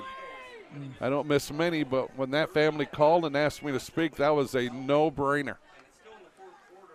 Dave Owing, a long time friend of mine, great pillar in the Grant community, passes away, and that's one of those you just say yes. Back to pass now over here, and it's complete. Gain of about 6 yards there. Looks like number 17 on the catch over there. That would be Bobby Canfield. Napier and company in the area. Clock now down to about 3:40 left to go. 45-26. So I have, 71 points there? Yeah. Is that right? Correct? You know, this one may turn out to be right around the final score that maybe a lot of people would have thought, but I'll tell you what, the journey to get here was not that way, was it? That's another pickoff. Another interception here, and that is going to be Cam Thompson, I believe. Thompson all the way up to the 40-yard line, number 11, as he picks off a pass. That's, I believe, like the 4th interception tonight. Oh, that's Trannon Ayler, my bad. Trannon Ayler with his second pick of the night. His second pick of the night, yes. Second pick of the night. Yep. I think there's been something like 4 or 5 picks overall. Yeah. Okay, here we go. So 3:18 left here, 45-26. All right. Okay. Rockford and Caledonia are now into their second overtime, and the score is 6-6. Really? Yeah. Oh, didn't see that one coming, did you? No. How about pressure on the kickers, man? Wow. Number 1 versus number 2. My goodness. I wouldn't have wanted that pressure as a high school kid. And this is going to be a handoff up the middle, and this is going to be Cook. Cook breaking free. He's down to the 35, down to the 30, hauled down from behind at about the 18-yard line. Jackson Cook put an exclamation point on this one for Whitehall with 3:08 left in this one. Yeah, I tell you what, the big 5 guys up front opening up a big hole there for Jackson Cook. And then wisely takes it from his right hand and puts it in his left. Yeah. Which is no big deal, but on a night like tonight it is. Yeah, and then he gets that secured tightly on his left side so nobody can come up behind him and punch it out, and keeps it away from the defense that's crashing down on him. And now going in at running back, Darnell Mack. He got a piece of the action earlier tonight. Now he's back in there as Jackson Cook may have seen his last offense of the night. 2:51 left. 45-26, and right now Whitehall will milk the clock as best they can. Probably look back at that back judge for him to start the 5-second count, and it looks like that's starting right now. And it is a handoff. This is going to be to Mack, and Mack trying to bull his way up to about the 13-yard line, gain of about 4 with 2:30 left. So we know some of our games have gone final. We know the Gladstone wins tonight over Manistee. Fort Sill Central wins over Mona Shores. Reed City knocks off Muskegon Catholic Central. Oak Ridge wins tonight, 30-8 over Belding. So we have Muskegon winning tonight, Whitehall winning tonight, Oak Ridge winning tonight. And we've still got Ravenna alive because they're playing Ithaca tomorrow. But we lost a few little Indians here tonight, Cal. Mm-hmm. Yep. Great to see Jack Sugars roaming the sidelines tonight at Oak Ridge High School. Well, good for him. Yeah, field appropriately named after him. This is a keeper by Stratton, and he waltzes into the end zone. 14-yard touchdown run for Kyle Jackson. Well, once again, the big line, Chance Monroe at center. The guards, Wesley Russell, Shane Cook, the tackles, Winton Napier, and Chase Nazurski. The big five up front getting the job done here tonight for the Whitehall Vikings. So the third touchdown run for Stratton. Don't look now, John. We're not too far off 100 points. No, it's two high-powered offenses, and now we got a flag. What would the night be without another flag? Yeah, really. Illegal motion against Whitehall, so this will back them up 5. South Christian 35, Unity Christian 20 in the fourth. Okay, so that's looking like that's going to be a clear picture. So Whitehall will have to travel to Grand Rapids South Christian. Got a final. The Big Reds of Muskegon, your alma mater, 40 points. Coopersville, 14. The Big Reds win and advance. Shane Fairfield gets another win to go along with his illustrious career. And another trophy in the trophy case, right? Trophy game. 2 more. You ever see the trophies that Muggs won in 11 years? It's like freaky how many. There's a few trophies in that trophy case. Oh, my gosh. The winningest program in Michigan, I believe, and I think they're in the top 5, top 10 in the nation. Kick us up, and that one is not going to be good. So the 5-yard penalty there made a difference there, and it's going to be wide to the right. So 1:43 left. The score 51 for Whitehall, 26 for Fruitport, as Whitehall getting ready to win a district championship here and move on to play South Christian next week in South Christian. So, John, you're a guy that likes to politely gamble, hit the tables a little bit, play a little cards. Sometimes not politely gamble. Not politely. Depends but on if you I like win or not. you like the high stakes poker and stuff like that. Sure. Here we go. 51-26. Is that our final score, or are we going to get another score? I think that's final. Do you think that's a final? Yeah. Okay. Yeah, I think that's enough. That's it. we can't count that high, Cal. Yeah. Yep, I think that's it. I thought maybe you were going to get a card game going here. Oh, no. I need Scott DeCamp to come up and get a picture of this so I can show my wife that I could. Hold on. Could you do me a favor? Look, here we go. I get a picture of all the things I'm doing here tonight. And now McDowell, you're going to make him miss his son kick. And it's a short kick, and it is covered by number 6 for Fruitport. That'll be Roan Cooper, senior. Yeah. So when my wife says, not like, hey, dummy, you can only do one thing at a time, I have got proof that I can multitask. Right. You got a whole lot of traffic coming your way. The Fruitport coaches are clearing out, Cal. They got my guard right here. He's got my back. All right. Man, you made him take a picture while his kid is kicking. Wow. That was not good timing on your part. It's all about timing. But, boy, what a year that Fruitport has had, huh? I mean, I'll tell you what. Playing in that tough OK blue. And, Coach Smith, they bring in number 5 for a quarterback. That's going to be Caden Beardsley, it looks like. He'll be the quarterback now. Is 1:42 left. But Nate Smith says, yeah, the OK blue. He says, that we've been tested in that. We talk about this West Michigan Conference handoff up the middle, and not much going there as they brought back. But this OK blue is much the same to Fruitport. They've got some high-powered teams over there, and Fruitport wound up more than holding their own. Were co-champions of that league, that tough league. So good for them. Luke Martin says, I will play cards with you fellas. All right. Yeah, but Luke Martin, I'm going to tell you something. John Russell has a photographic memory. I am not playing cards with him. South Christian wins and moves on. The 35. What's that? I said the photograph's getting to be black and white now, though. South Christian wins 35-20 over Unity. That is a final. Handoff up the middle, and again, a gain of about 5. I want to give this young man some credit here if he gets up. Who is that? Boy, just a little guy. Is that number 6? Yeah, that's going to be Roan Cooper. Whitehall is just running one player in after another out there, getting some more guys some playing time. Down to 38 seconds left, so we're getting in the realm of the last play. 51-26 Whitehall. Going to win the district championship trophy here on their home field. And it's a handoff again up the middle, and again a tackle for a loss by Whitehall. And that likely will be the final play of this contest. Well, tell you what, Fruitport had a great season, did they not? They did. Yes. They really did.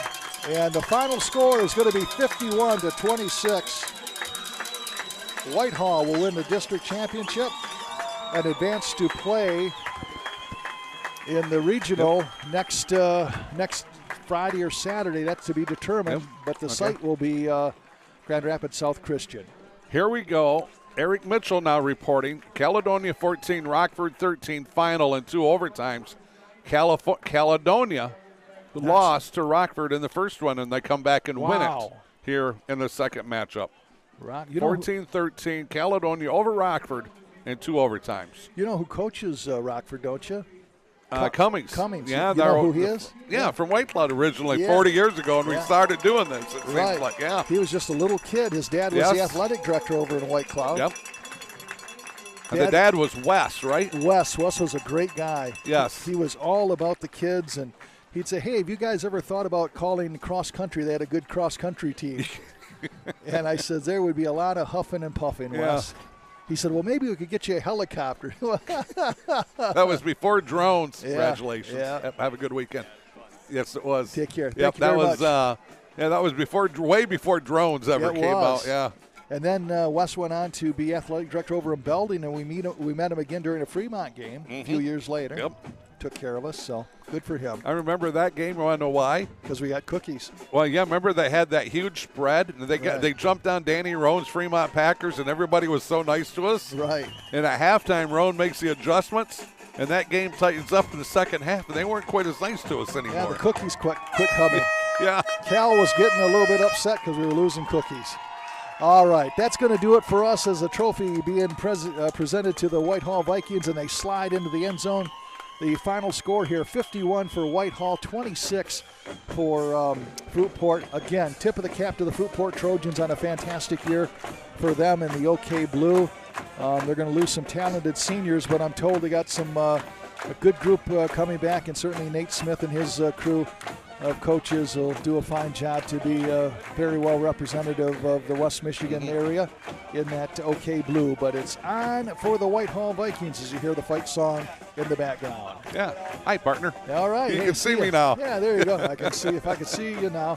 Again, one more time here, I want to thank our sponsors for making this all possible, or as Yogi Berra would say, making this all necessary. North Grove Brewers, Van Dyke Mortgage, Foundation Systems of Michigan, Durga Insurance Group, Green Ridge Realty, Chris Dykema, Sarah Reel, Big Stone Therapies, Grieve Law, Scheid Heating, Cooling, and Plumbing, Dave Dusenberry, Caldwell Banker. Thank you guys very much, and we will be doing this someplace next week. We'll figure this all out, but we still know that we have Whitehall still involved, Oak Ridge is still involved, Muskegon is still going, and Ravenna hopefully get them through a win tomorrow against Ithaca. That's going to be a tough battle, but we'll be there tomorrow. I believe we got I want to say a noon kickoff, noon or 1 o'clock. I should know that because we're going there. I know we're going awful early in the morning. For my partner, Cal VanSingel, great job. We got one more thing you want to hang on to? No. Okay. I want to thank Scott DeCamp as well, and Billy Mann and the crew for the support.